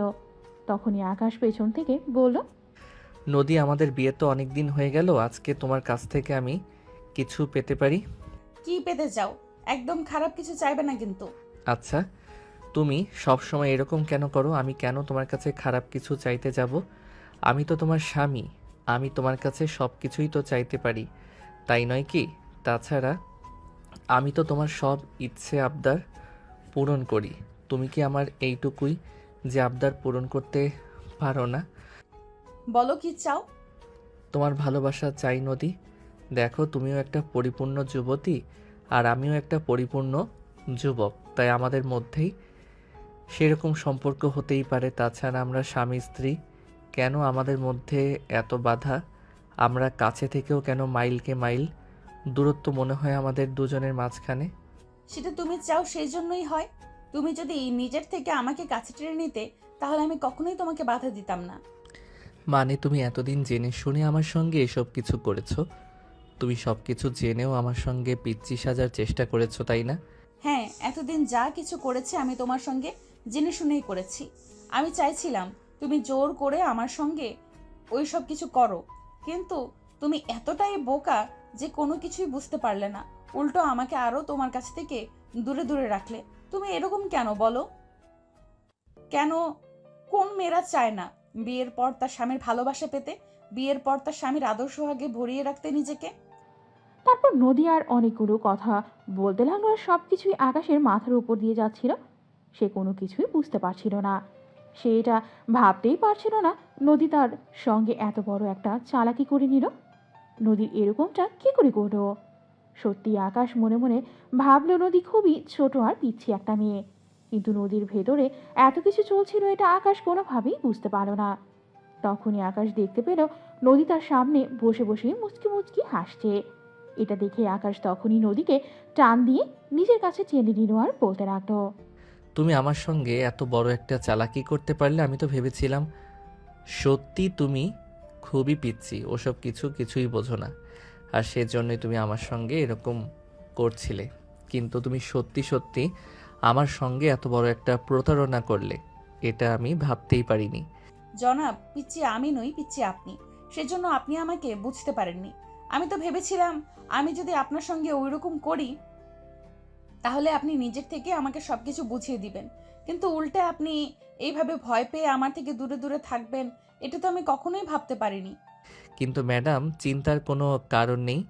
আপনি আমার সঙ্গে চালাকি করেছেন, আর সেই জন্য আমি যে আপনাকে ছেড়ে দেব এরকমটা আপনি কখনোই মনে করবেন না। আজ থেকে শুরু হলো মিথ্যে বলার প্রতিশোধ। আজ থেকে আমিও থাকব। আপনি কি করে আমার সঙ্গে আর চালাকি করতে পারেন? আর হ্যাঁ, আজকের পর থেকে কখনো আপনি আমার রুম থেকে সারাদিনে 2 মিনিটের জন্য বের হতে পারবেন না। উমা, তাই নাকি? তাহলে তোমার অফিস কে করবে? অফিসে না গেলে তো চাকরি চলে যাবে, তখন তুমি কি করবে? তুমি হয়তো ভুলে গেছো বিয়ের সময় আমি কোনো ছুটি নেইনি, তাই আমি বিয়ের এখন ছুটি কাটিয়ে নেব আর তোমার সঙ্গে সময় কাটাবো। তাহলে অফিস থেকে 1 মাসের ছুটি নিয়ে নাও, তাহলে আমরা হানিমুনটাও একসঙ্গে সেরে আসতে পারি। হ্যাঁ, তুমি একদম ঠিক কথাই বলেছ। আজ রাতে আমি বসকে মেইল করব 1 মাসের ছুটি চেয়ে। তাছাড়া আমাদের বস খুবই ভালো একজন মানুষ, ওনাকে বুঝিয়ে বলে আশা করি উনি সব কিছুই বুঝবেন আর আমার ছুটি মঞ্জুর করবেন। তাহলে আর দেরি কেন? এখনই তুমি তোমার বসকে তুমি মেল করে দাও, আর তারপর চলো শুরু করা যাক। হ্যাঁ ম্যাডাম, এতদিন আমাকে মিথ্যা বলার মজা আজ আমি আপনাকে বোঝাবো। আপনি ইচ্ছে করে আমাকে আপনার ভালোবাসা থেকে বঞ্চিত করেছেন, সেটা কি আমি আপনাকে এমনি এমনি ছেড়ে দেব নাকি? এই বলে আকাশ তখনই ল্যাপটপ নিয়ে বসে পড়লো আর সঙ্গে সঙ্গে তার অফিসের বসকে মেল পাঠিয়ে দিল ছুটি চেয়ে আবেদন করলো। তারপর ল্যাপটপ বন্ধ করে সোজা বিছানায় চলে আসতো। আর এদিকে নদী তখন বিছানায় বসে বসে আকাশের জন্য অপেক্ষা করছিল। আকাশ বিছানায় এসেই নদীকে নিজের কাছে টেনে নিল আর বলতে লাগলো, তা ম্যাডাম, আজ কিন্তু সারা রাত আমার সঙ্গে খেলতে হবে, তা না হলে কিন্তু আমি আপনাকে একদম ছাড়বো না। তোমার ইচ্ছে, তুমি যা চাইবে তাই হবে। আমি তো ভেবেছিলাম তুমি আরও আগে আমাকে নিজের কাছে টেনে নিবে, কিন্তু তুমি তো ভয় পেয়ে গিয়েছিলে। তোমার এরকম কর্মকাণ্ড দেখে আমি কেন, পৃথিবীর যে কোনো মানুষই ভয় পেয়ে যাবে, এটাই তো স্বাভাবিক। তাই আমিও ভয় পেয়ে গেছিলাম। যাই হোক, তবে এখন আর কোনো ভয় পাই না। এই বলে আকাশ নদীকে নিজের কাছে টেনে নিল আর নদীর ঠোঁট দুটো নিজের দখলে নিয়ে ইচ্ছে মতো কিস করতে থাকলো। শুধু যে কিস করতে থাকলো সেটা বলতে ভুল হবে না, দেখে সারা শরীরে আদর করতে থাকলে নদীও আকাশের সঙ্গে রেসপন্স করতে থাকলো। আর এইভাবেই শুরু হলো তাদের রোমান্স। সারা রাত ধরে তাদের এই রোমান্টিক পর্ব চলতে থাকলো। সারা রাত পর্যন্ত জনকে আদর করলো আর তারপর সকালবেলায় দুজন দুজনকে জড়িয়ে ধরে ঘুমিয়ে পড়লো। সেদিন দুপুর 2টার দিকে আকাশ ঘুম থেকে উঠল। এটা দেখে আকাশের আম্মু আকাশকে বলল, কি ব্যাপার আকাশ, তোর কি শরীর খারাপ করছে নাকি? আজ তুই অফিসে যাসনি কেন? না, একদমই নয়। আমার শরীর কেন খারাপ করতে যাবে? আমার শরীর একদম ঠিক আছে, শরীরে কোনো সমস্যা নেই। আসলে আমিও অফিস থেকে 1 মাসের ছুটি নিয়েছি। ভাবছি বউকে নিয়ে হানিমুন করতে যাব। বিয়ের পর তো আর বউকে সেরকম কোনো সময় দিতে পারিনি। তাছাড়া অফিস থেকে তো বিয়ের ছুটিও কাটালাম না, তাই এবার ভাবছি ছুটিটা কাটিয়ে নেই। কথাটা শুনেই আকাশের আম্মু মনে মনে খুশি হলেও সেটা প্রকাশ করলো না, কারণ তিনি ভাবতেই পারেননি নদী এত তাড়াতাড়ি আকাশের সঙ্গে ফ্রি হয়ে যাবে। যাই হোক, যা হয়েছে ভালোই হয়েছে। এসব চিন্তা করতে করতে আকাশের আম্মু সেখান থেকে চলে গেল। তারপর আকাশ আর নদী দুজনেই দুপুরে খাবার খেয়ে নিল। সেদিন রাতে আকাশ তার আম্মুকে বলল, আম্মু, ভাবছি আমরা সেন্ট মার্টিন থেকে ঘুরে আসি, চাইলে তুমিও আমাদের সঙ্গে যেতে পারো। না বাবা, কোনো প্রয়োজন নেই। তুই বউ নিয়ে ঘুরতে যাচ্ছ, বউকে সময় দাও। সেখানে আমি কাবাবের হাড্ডি হতে চাই না। আমার যদি ঘুরতে যেতে ইচ্ছে হয় আমি একা একা ঘুরে আসব, কিন্তু এখন তুমি তোমার বউকে সময় দাও। এই সময়টা আর কখনো ফিরে পাবে না, এটা মনে রেখো।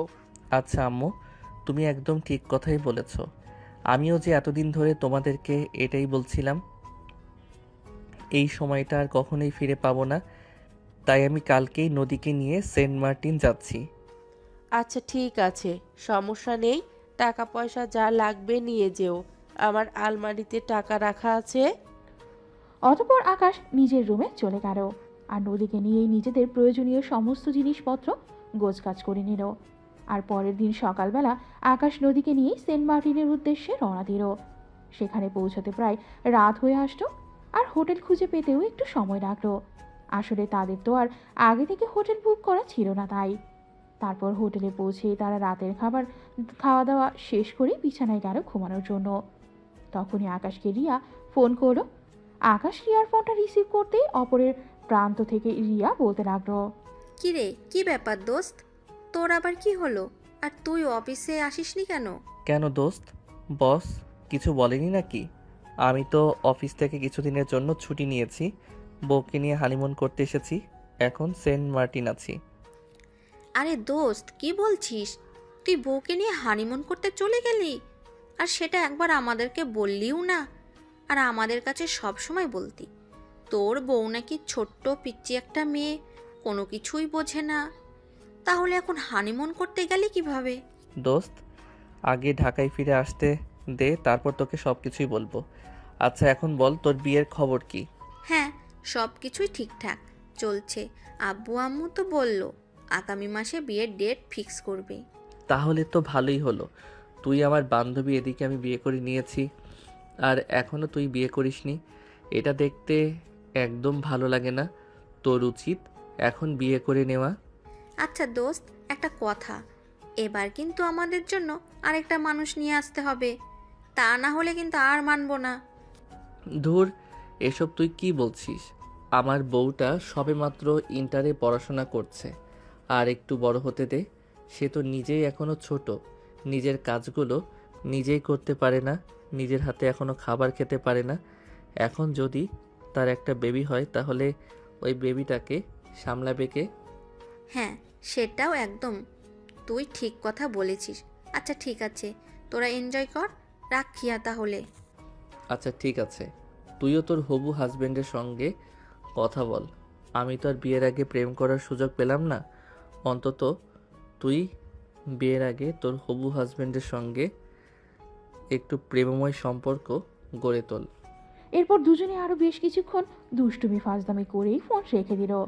আর তখন নদী গাল ফুলিয়ে বসে আছে এটা দেখে আকাশ বলতে লাগলো, কি ব্যাপার, তোমার আবার কি হলো? তুমি এভাবে গাল ফুলিয়ে বসে আছো কেন? তো কি করব আমি? তুমি আমাকে রেখে তুমি তোমার বান্ধবীর সঙ্গে কথা বলছো। আমরা যে হানিমুন করতে এসেছি এটা তুমি একদম ভুলেই গেছো। তাহলে আমার আর কি করার আছে? নদী, এটা কিন্তু একদমই ঠিক হচ্ছে না। তুমি খুব ভালো করেই জানো রিয়া আমার খুব ভালো বন্ধু। আমরা দুজন যাই কিছু করি না কেন একে অপরকে জানিয়ে তারপরেই করি, কিন্তু এটা নিয়ে এভাবে কথা বলার কি আছে? তাই বলে এখনো তার সঙ্গে ওভাবে কথা বলতে হবে নাকি? আমরা হাজব্যান্ড ওয়াইফ, আমরা হানিমুন করতে এসেছি। এখন আমাদের উচিত একে অপরকে সময় দেওয়া, কিন্তু তুমি সেটা না করে তোমার বান্ধবীদের সময় দিতে চাও। আরে বাবা, আমি আবার তাকে এত সময় কোথায় দিলাম? আমি তো তোমাকেই পুরোটা সময় দেব। ও ফোন করেছে, ওর সঙ্গে জাস্ট একটু কথা বলেছি, তাই বলে তুমি এইভাবে রেগে যাবে নাকি? এই বলে আকাশ নদীকে নিজের কাছে টেনে নিল। নদী তখনও গাল ফুলিয়ে বসে আছে, যেন আকাশের সঙ্গে কোনো কথাই বলতে চাইছে না। যাও, তুমি তোমার বান্ধবীর সঙ্গে সময় কাটাও। আমাকে কোনো সময় যেতে হবে না। আমি কখনোই তোমাকে বলবো না আমাকে সময় দিতে। আর এই লক্ষ্মী বউ আমার এমন করে না, সে আমার বন্ধু, এটা তোমাকে বুঝতে হবে। তার সঙ্গে আমি এইটুকু কথা তো বলতেই পারি। হ্যাঁ, আমি কি তোমাকে রিশাদ করে ফেরাকে? তুমি তোমার বন্ধুকে নিয়েই থাকো, আমাকে সময় দেওয়ার কোনো প্রয়োজন নেই। আমি তোমার কে যে তুমি আমাকে সময় দেবে? ওরে মা, আমার বউটা এত অভিমানী। তুমি আমার 10টা না 5টা না, একটা মাত্র লক্ষ্মী মন্ত তোমাকে সময় না দিয়ে আমি কার সঙ্গে সময় কাটাবো বলো? আমার কাছে আসো, আমি আমার আদর আর ভালোবাসায় তোমার সব অভিমান ভুলিয়ে দিব। এই বলে আকাশ নদীকে আস্তে আস্তে নিজের কাছে টেনে নিল আর নদীকে নিজের ভালোবাসায় পরিপূর্ণ করে দিতে শুরু করলো। আকাশ নদীর দুইটা ঠোঁটে কিস করছিল, তখন নদীও তার সঙ্গে রেসপন্স করতে লাগলো। দুজন দুজনকে উত্তেজিত করার চেষ্টা করতে লাগলো। এভাবেই চলে গেল বেশ কিছুক্ষণ সময়। ইতিমধ্যে দুজন দুজনের মধ্যেই হারিয়ে গেছে। এভাবেই রাত 2টার মতো বেঁচে গেল। তারপর দুজন দুজনকে জড়িয়ে ধরে ঘুমিয়ে গেল। পরের দিন সকালবেলা আকাশ ঘুম থেকে উঠেই ফ্রেশ হয়ে নাস্তার অর্ডার করলো। নাস্তা চলে এসেছে, কিন্তু নদী তখনও ঘুমাচ্ছে। তাই আকাশ নদীকে ডাকতে লাগলো, এই নদী, নদী, ঘুম থেকে উঠো, সকাল 10টা বেজে গেছে, এখনও ঘুমানো লাগে নাকি? আমরা হানিমুন করতে এসেছি, এখানে এসে শুধু ঘুমালে চলবে নাকি? আর আমার ঘুম ভাঙছে না তো আমি কি করব? আমার খুব ঘুম পাচ্ছে, তো আমাকে আর একটু ঘুমাতে দাও। আমি এক্ষুনি ঘুম থেকে উঠতে পারবো না। আরে বাবা, আমরা এখানে হানিমুন করতে এসেছি, ঘুমাতে নাই। তুমি এক্ষুনি ঘুম থেকে উঠে বলছি, তা না হলে কিন্তু আমি খুব রেগে যাব বলে দিলাম। তুমি আমাকে রাগ দেখাতে পারবে? আরে বাবা, তুমি কান্না করছো কেন? আমি যে তোমাকে ঘুম থেকে উঠতে বললাম কারণ এখানে আমরা হানিমুন করতে এসেছি। এখানে আমরা ঘুরবো ফিরবো, আনন্দ করব, মজা মাস্তি করব, তাই বলি কি এখানে আমরা ঘুমাবো নাকি? কাল তো অনেক দেরি করে ঘুমাতে হয়েছে, তাই আমার খুব ঘুম পাচ্ছে। এখন আমি কি করব সেটা তুমি নিজেই আমাকে বলো। কি আর করবে, কিছুই তো করার নেই। এখন ঘুম থেকে উঠে বলছি, তারপর ফ্রেশ হয়ে নাস্তা করবে। আমার খুব ক্ষুধা লেগেছে। নদী তখন চোখ কষলাতে কষলাতে বিছানা থেকে নেমে ওয়াশরুমে চলে গেল। তারপর ফ্রেশ হয়ে সেই দুজন একসঙ্গে নাস্তা করে নিল। নাস্তা শেষ হলেই দুজন বাইরে বের হলো। সারাদিন ঘোরাঘুরি করলো আর অনেক আনন্দ ফুর্তি করলো। এভাবেই কেটে গেল 3-4 দিন। আজকে 5ম দিন। আজ তারা সেন্ট মার্টিন থেকে ঢাকায় ফিরে আসবে। তাই সন্ধ্যার দিকেই সেন্ট মার্টিন থেকে ঢাকার উদ্দেশ্যে রওনা দেয়। বাসায় এসে পৌঁছাতে পরের দিন সকাল হয়ে গেল। বাসায় এসে ফ্রেশ হয়ে নাস্তা করে তারপর দুজনেই ঘুমিয়ে পড়ল। তারপর দিন সকালবেলা ঘুম থেকে উঠেই আকাশ অফিসে যাওয়ার জন্য তৈরি হয়ে নিল। আর নদী তখনও ঘুমাচ্ছিল। তাই আকাশ নদীকে ঘুম থেকে ডেকে তুলে বলল, কি ব্যাপার নদী, তুমি এখনো ঘুমাচ্ছ কেন? কলেজে যাবে না নাকি? আরে কতদিন ধরে কলেজে যাই না, আজ তো আমাকে কলেজে যেতেই হবে। তুমি এতক্ষণ আগে ঘুম থেকে উঠেছো, তাহলে আমাকে এতক্ষণে ঘুম থেকে ডাকলে কেন? আমি তো ভাবলাম তুমি হয়তো কলেজে যাবে না, তাই ডেকে তুলে নিয়ে যাই। হোক, এখন তাড়াতাড়ি করে ঘুম থেকে উঠে ফ্রেশ হয়ে তৈরি হয়ে নাও, এখনো সময় হয়নি, যেতে পারবে? নদী তখন তাড়াহুড়ো করে বিছানা থেকে নেমে ফ্রেশ হয়ে তৈরি হয়ে কলেজে যাওয়ার জন্য। আর নদী আকাশ দুজনেই বাসা থেকে বের হয়ে যাচ্ছিল। তখনই পেছন থেকে আকাশের আম্মু বলতে লাগলো, কি ব্যাপার আকাশ, তোমরা দুজনেই বের হয়ে যাচ্ছ? নাস্তা করবে না নাকি? আমি তো সকালবেলা ঘুম থেকে উঠে সবার জন্য নাস্তা তৈরি করলাম। আম্মু, আসলে নদীর ঘুম থেকে উঠতে লেট হয়ে গেছে, আজকে আর নাস্তা করা হবে না। আমি নদীকে টাকা দিয়ে দিব, সে ক্যান্টিন থেকে কিছু খেয়ে নিবে, আর আমিও বাইরে থেকে কিছু খেয়ে নেব। আমি তো ভাবলাম তোরা কেউই আজ বাহিরে বেরোবি না, তাই আমি তোদেরকে ঘুম থেকে ডেকে তুললাম না। তোরা যদি কালকেই আমাকে বলে রাখবি আজ দুজনে বাসা থেকে বের হবি, তাহলে আমি সকালবেলায় তোদেরকে ঘুম থেকে ডেকে তুলে দিতাম। আচ্ছা আম্মু, ঠিক আছে, বাদ দাও না এসব কথা, এত চিন্তা করার দরকার নেই। বললাম তো আমরা দুজনেই ক্যান্টিন থেকে কিছু খেয়ে নেব, তোমার চিন্তার কোনো কারণ নেই। তুমি নাস্তা করে নিও, আমাদের জন্য তোমাকে চিন্তা করতে হবে না। আচ্ছা ঠিক আছে। আকাশ, নদীর ভাবি ফোন করছিল গতকাল রাতে, কিন্তু আমি তোকে বলতে ভুলে গেছিলাম। নদীর ভাবি বলল নদীকে নিয়ে একবার ওই বাড়ি থেকে ঘুরে আসতে। না, আমি যাব না ওই বাড়িতে যেতে আমার একদমই ভালো লাগে না। তুমি ভাবিকে ফোন দিয়ে বলে দিও, ভাবি যেন নিজেই এই বাড়িতে চলে আসে, তারপর ভাবিকে নিয়ে অনেক সুন্দর সময় কাটাবো। হ্যাঁ, নদী তো একদম ঠিক কথাই বলেছে। তাছাড়া আমি নিজেও ভাবিকে বলে এসেছিলাম আমাদের এখানে চলে এসেছে। তাছাড়া আম্মু, তোমাকে একটা কথা বলতে চাই। দেখো, ভাবি তো ওই বাড়িতে একা একা থাকে, ভাবির তো আর কেউ নেই, তাই ভাবিকে আমরা চাইলে পার্মানেন্টলি এখানে নিয়ে আসতে পারি। সেটা তো তুই একদম ঠিক কথাই বলছিস, আমিও এরকম কিছুই ভাবছিলাম। আমরাও সারাদিন একা একা বাড়িতে থাকতে ভালো লাগে না, আমারও একজন সঙ্গী হতো, দুজনে সারাদিন একসঙ্গে সময় কাটাতে পারতাম। তাহলে আমি আজকে অফিস থেকে ফিরে আসার সময় ভাবিকে আমাদের বাড়িতে নিয়ে আসবো, আর দুপুরবেলা ভাবিকে ফোন দিয়ে বলে যাবা সব কিছু গুছিয়ে রাখতে। আচ্ছা ঠিক আছে, তাহলে এটাই কর, কারণ এটা ছাড়া তো আর অন্য কোনো উপায় নেই। কারণ যেহেতু ওই মেয়েটার ও আপন বলতে আর কেউ রইল না। এই বলতে বলতে আকাশ আর নদী দুজনেই বাসা থেকে বের হয়ে গেল। আকাশ নদীকে তার কলেজের সামনে নামিয়ে দিয়ে তারপর অফিসে চলে গেল। আর অফিসে যেতেই তার রিয়ার সঙ্গে দেখা হলো। রিয়া তখনই তার হাতে একটা কার্ড ধরিয়ে দিয়ে বলল, আমার বিয়ের দিন তারিখ সব ঠিক হয়ে গেছে, একটা বিয়ের কার্ড। আশা করি তোর বউকে নিয়ে সময় মতো চলে আসবি। আর হ্যাঁ, আন্টিকেও কিন্তু নিয়ে আসতে ভুলবি না। সেদিন আমাকে বলিস সামনের মাসে বিয়ের ডেট ফাইনাল করা হবে, কিন্তু এত তাড়াতাড়ি করার কারণটা কি সেটাই তো বুঝতে পারলাম না। আসলে তুই তো জানিস আমার বাবার শরীরটা ভালো যাচ্ছে না, তাই বাবা বলল একটু তাড়াতাড়ি করে নিতে, তাই এই ব্যবস্থা। তা না হলে তো আমি ভেবেছিলাম সামনের মাসে বিয়ের ব্যবস্থা করা হবে। আচ্ছা ঠিক আছে, বিয়ের মতো কাজ যত দ্রুত করে নেওয়া যায় ততই ভালো। অফিসের কি খবর? বস কি কিছু বলেছিল নাকি?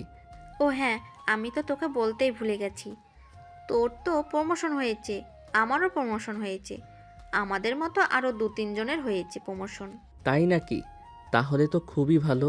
যে টাকা বেতন পাই সেটা দিয়ে ঠিক মতো চলা যায় না, তাই ভাবছিলাম বসের সঙ্গে বেতনের ব্যাপারে কথা বলবো, কিন্তু বস যেহেতু নিজের থেকে বেতন বাড়িয়ে দিল, তখন তো আর বসকে কিছুই বলার নেই। আচ্ছা ঠিক আছে, এখন তাহলে আসি। অনেক দিন তো অফিসে আসা হয় না, মনে হয় অনেকগুলো কাজ জমা পড়ে আছে। কথা বলে আকাশ রিয়ার সঙ্গে কথা শেষ করে নিজের কেবিনে চলে আসতো। আর সারাদিন অফিসের কাজ শেষ করে রাতের বেলা অফিস থেকে বের হয়ে সোজা নদীর বাসায় চলে গেল। আর সেখান থেকে তার ভাবিকে নিয়ে তারপর তাদের বাসায় আসতো। আকাশ বাসায় এসে কলিং বেল চাপ দিতেই নদী এসে দরজা খুলে দেয়, কারণ সে জানতো আজ তার ভাবি তাদের বাসায় আসবে। তাই সে মনে মনে অনেক খুশি ছিল। আর দরজা খুলে দেখলো আকাশ আর তার ভাবি দাঁড়িয়ে আছে। তখনই নদী দৌড়ে গিয়ে তার ভাবিকে জড়িয়ে ধরলো আর বলতে লাগলো, ভাবি, তুমি এতদিনেও একবার কেন আমার সঙ্গে দেখা করতে আসোনি? তুমি এরকম কেন বলো? আমি তো আকাশকে বলেছিলাম তোমাকে নিয়ে আমাদের বাসা থেকে একবার ঘুরে আসতে, কিন্তু তারপরে আমি তোমার শাশুড়ি মায়ের কাছে ফোন দিয়ে জানতে পারলাম তোমরা নাকি সেন্ট মার্টিন চলে গেছো। তাহলে আমি আর এসে কি করব? তাছাড়া তুমিও তো বিয়ের পর আমাকে ভুলেই গেছো, একটি বারও ফোন করতেও তুমি ভুলে যাও। আমি না হয় স্বামী আর শ্বশুরবাড়ি নিয়ে ব্যস্ত আছি, তোমার তো এখন কোনো ব্যস্ততা নেই। তারপরেও তুমি যখন আসোনি, তাহলে আমি কেন তোমাকে মনে করতে যাব? এরপর দুজনেই ড্রয়িং রুমে বসে সবাই গল্প করতে থাকলো। আর গল্প করতে করতে কখন যে রাত 11টা বেজে গেছে সেটা কারোরই খেয়াল নেই। অপরদিকে আকাশের প্রচণ্ড ক্ষুধা লেগেছে, কিন্তু সে নদীকে কিছু বলতে পারছে না, কারণ নদী এতদিন পর তার ভাবির সঙ্গে বসে গল্প করছে। এখন যদি কিছু বলে তাহলে যদি নদী রেগে যায়। তাই তখনই হঠাৎ নদীর ভাবি নদীকে বলল, আরে নদী, আমরা তো গল্প করতে করতে এটাই ভুলে গেছি যে এখন অনেক রাত হয়ে গেছে। আর অপরদিকে আকাশ সারাদিন অফিসে কাজ করে বাসায় এসেছে, সে তো এখনো রাতের খাবার খায়নি। হায় আল্লাহ, তুমি সত্যি, এটা তো একদমই ভুলে গেছিলাম। আকাশ সারা দিন অফিস করে তারপর বাসায় এসেছে। চলো খাবার টেবিলে, আমি সবার জন্য খাবার নিয়ে এসেছি। এই বলেই নদীর টেবিলে সবার জন্য খাবার নিয়ে আসলো। আর তারপর সবাই মিলেই একসঙ্গে খাবার খেয়ে নিল। তারপর সবাই নিজেদের রুমে চলে গেল, কিন্তু তখনই নদী আকাশকে বলতে লাগলো, এই শোনো না, আমি আজ ভাবির সঙ্গে ঘুমাবো। অনেক দিন ধরে ভাবির সঙ্গে ঘুমানো হয় না, তাই আমার আজ ইচ্ছে হচ্ছে ভাবির সঙ্গে ঘুমাতে। কথাটা শুনে আকাশের মনে মনে কোনো ইচ্ছা না থাকলেও সেটা নদীকে বুঝতে দিল না, কারণ সে চায় না নদীর কোনোভাবে মন খারাপ হোক। সে সবসময় এটাই চায় যে নদী সবসময় ভালো থাকুক। তার মন খারাপটা লুকিয়ে রেখে হাসি মুখে নদীকে বলল, আচ্ছা ঠিক আছে, তোমার যেটা ভালো লাগে তুমি সেটাই করো। নদী তখন কোনো কথা না বলেই চুপচাপ নিজের বালিশটা নিয়ে রোজাদার ভাবির রুমে গিয়ে চলে গেল। আর তারপর সেখানেই তার ভাবির সঙ্গেই ঘুমিয়ে পড়ল। রাত তখন আনুমানিক 2টা বাজে। তখনই হঠাৎ নদীর খুব পানি পিপাসা পেল। তাই সে রুম থেকে বের হয়ে কিচেনের দিকে যাচ্ছিল পানি খাওয়ার জন্য। আর তখনই দেখতে পেল আকাশের রুমে লাইট জ্বলছে। তার মানে কি আকাশ এখনো ঘুমায়নি। তাই নদীর রুমে আসলো, আর নদীর রুমে এসেই দেখে আকাশ ব্যালকনিতে দাঁড়িয়ে সিগারেট খাচ্ছে। এটা দেখে নদী প্রচণ্ড পরিমাণ ক্ষেপে গেল আর চিৎকার দিয়ে বলতে লাগলো, তোমার এত বড় সাহস, আমি যে রুমে থাকি সেই রুমে বসে বসে সিগারেট খাচ্ছ? এত বড় সাহস তুমি কোথায় পেলে? হঠাৎ করে নদীর গলার আওয়াজ শুনে আকাশ অনেকটাই ভয় পেয়ে চমকে গিয়ে পিছনে ফিরে তাকিয়ে দেখলো নদী তার পেছনে দাঁড়িয়ে আছে। এটা দেখেই নদীকে বলতে লাগলো আকাশ, নদী, তুমি এখানে এত রাত হয়েছে এখনো ঘুমাওনি নাকি? আমার খুব পানি পিপাসা পেয়েছে, তাই কিচেনের দিকে যাচ্ছিলাম পানি খাওয়ার জন্য। আর তখনই দেখতে পেলাম রুমের লাইট জ্বলছে। আর রুমের লাইট দেখে এইদিকে আসতেই দেখতে পেলাম তুমি রুমে বসে সিগারেট খাচ্ছ। তুমি এত বড় সাহস কোথায় পেয়েছো? I am so sorry. রুমে বসে বসে সিগারেট খাওয়ার জন্য, কিন্তু কি করব বলো, আমার কিছুতেই ঘুম আসছিল না চোখে, তাই তো সিগারেট খেলাম। খুব ভালো করে জানাও, প্রতিদিন রাতে আমি তোমাকে জড়িয়ে ধরে তারপর ঘুমাই, কিন্তু আজ তুমি আমার পাশে নেই, তাই কোনোভাবেই ঘুম আসছে না। তাই মনে মনে ভাবলাম সিগারেট খেলে যদি মাথা থেকে একটু টেনশন কমে যায় তাহলে হয়তো ঘুম আসতে পারে, তাই তো আমি সিগারেট খাচ্ছিলাম। তুমি আমাকে ছাড়া ঘুমাতে পারবে না, সেটা তুমি আগে বললেই পারতে। তাহলে আমি এই রুমে গিয়ে ঘুমাতাম না, এখানেই ঘুমিয়ে পড়তাম। কিন্তু তুমি এই রুমে বসে বসে সিগারেট খেয়ে না খেলে। আই এম সরি, আর কখনোই এরকম হবে না। এই যে কান ধরে বলছি, এবারের মতো প্লিজ আমাকে ক্ষমা করে দাও। তোমাকে ক্ষমা করার প্রশ্নই আসে না। তুমি কেন সিগারেট খেয়েছো এটার জবাব চাই আমি। তুমি যতক্ষণ এটার জবাব আমাকে না দিবে ততক্ষণ আমি তোমার সঙ্গে কোনো কথাই বলবো না। আরে বাবা, তোমাকে বললাম তো আর কখনো এরকম করব না। এই যে কান ধরে উঠবস করে বলছি, আর কখনোই জমে বসে সিগারেট খাবো না, আর সিগারেট ছুঁয়ে দেখবো না। প্লিজ তুমি আমাকে এবারের মতো ক্ষমা করে দাও। ঠিক আছে, তোমাকে ক্ষমা করতে পারি, তবে আমার একটা শর্ত আছে। যদি তুমি আমার শর্তে রাজি হও তাহলে আমি তোমাকে এই শেষবারের মতো ক্ষমা করতে পারি। আচ্ছা ঠিক আছে, বলো তোমার কি শর্ত। আমি তোমাদের রাজি আছি। তুমি আমাকে যে শর্ত দেবে আমি সেটাই মেনে নেব। কাল বিকেলে আমাকে নিয়ে ফুচকা খেতে যেতে হবে। আমি ফুচকা খেতে খুবই পছন্দ করি, কিন্তু সময়ের অভাবে তোমাকে বলতে পারিনি। এটা কোনো ব্যাপার হলো? আচ্ছা ঠিক আছে, আমি তোমাকে নিয়ে কালকেই ফুচকা খেতে যাব। কাল তো শুক্রবার, অফিস বন্ধ, কোনো সমস্যা নেই। আচ্ছা ঠিক আছে, তাহলে এখন বিছানায় শুয়ে ঘুমিয়ে পড়ো। বললাম না আমি একা একা ঘুমাতে পারবো না। আমার একা একা কোনোভাবেই ঘুম আসে না। তোমাকে যতক্ষণ আমি বুকের মাঝে জড়িয়ে না দেই ততক্ষণ ঘুম আমার কাছে আসে না। তো আমি ঘুমাবো কি করে? আচ্ছা ঠিক আছে, চলো আমি তোমাকে ঘুম পাড়িয়ে দিচ্ছি। এই বলেই নদী আকাশকে নিয়ে বিছানায় চলে আসতো, আর তারপরে দুজন দুজনকে জড়িয়ে ধরে ঘুমিয়ে পড়লো। এভাবে কাটছিল তাদের টোনাটুনির সংসার। ইতিমধ্যেই কেটে গেল 6 বছর সময়। নদী অনার্স কমপ্লিট করেছে আর এই বছরে একটা প্রাইভেট কোম্পানিতে চাকরি নিয়েছে। আসলে আকাশ নদীকে চাকরি করতে দিতে চায়নি, কিন্তু নদী চায় নিজের পায়ে দাঁড়াতে। এসে কারোর উপর নির্ভরশীল হতে চায় না সে। জীবনে খুব খারাপ সময় পার করে এসেছে। এই মুহূর্তে সে নিজের ইচ্ছায় কিছু করতে চায়, তাই আকাশ আর তাকে বাধা দিল না। আকাশ তাকে চাকরি করতে সমর্থন জানালেও আকাশের আম্মু সেটা মেনে নিতে পারল না। মেয়ে মানুষ তো বরাবর একই রকম হয়, ঘর সংসার সামলাতে আর বাচ্চা কাচ্চা নিয়ে সুখে শান্তিতে সংসার করবে, কিন্তু নদী কেন চাকরি করবে? এটা আমি মেনে নিতে পারছি না। আম্মু তুমি এরকম কেন বলছো? নদীকে তো সবসময় তুমি তোমার নিজের মেয়ের মতোই ভালোবাসো। তাহলে নদীর চাকরি করাটা কেন তুমি মেনে নিতে পারছো না? এমনটা তো নয় যে আমাকে নদীর পয়সায় চলতে হবে। নদীর ইচ্ছে হয়েছে সে চাকরি করবে। হ্যাঁ, আমার কথা তো সেটাই। তোর বেতন তোমার এতটা খারাপ নয় যে নদীকে চাকরি করতে হবে। তাহলে নদী কেন চাকরি করবে? আম্মু, তুমি খুব ভালো করেই জানো আমি জীবনে কতটা খারাপ সময় পার করে এসেছি। তাই এই মুহূর্তে আমি নিজের পয়সা দিয়ে কিছু একটা করতে। তাছাড়া তুমি এটাও জানো যে আমি ছোটবেলা থেকেই অনেক ইচ্ছে ছিল এতিম বাচ্চাদের নিয়ে আমি কিছু একটা করতে চাই, কিন্তু সেটা তো আর এমনি এমনি সম্ভব হবে না। তাছাড়া তোমার ছেলের বেতনও এতটাও ভালো নয় যে আমাদের সংসার করার চালিয়ে নিজের ভবিষ্যতের কথা চিন্তা করে সেখান থেকেও কিছু সেভিং করে আমি কিছু একটা করতে পারবো। তাই আমি সিদ্ধান্ত নিয়েছি আমি যে টাকা বেতন পাবো তা অর্ধেক আমার সন্তানের ভবিষ্যতের জন্য রাখবো, আর অর্ধেক একটা এতিমখানায় ডোনেট করব। ঠিক আছে, তুই যখন এরকমই করবে তাহলে তো আর আমার কিছুই বলার নেই। তোর যেটা ভালো লাগে তুই সেটাই কর।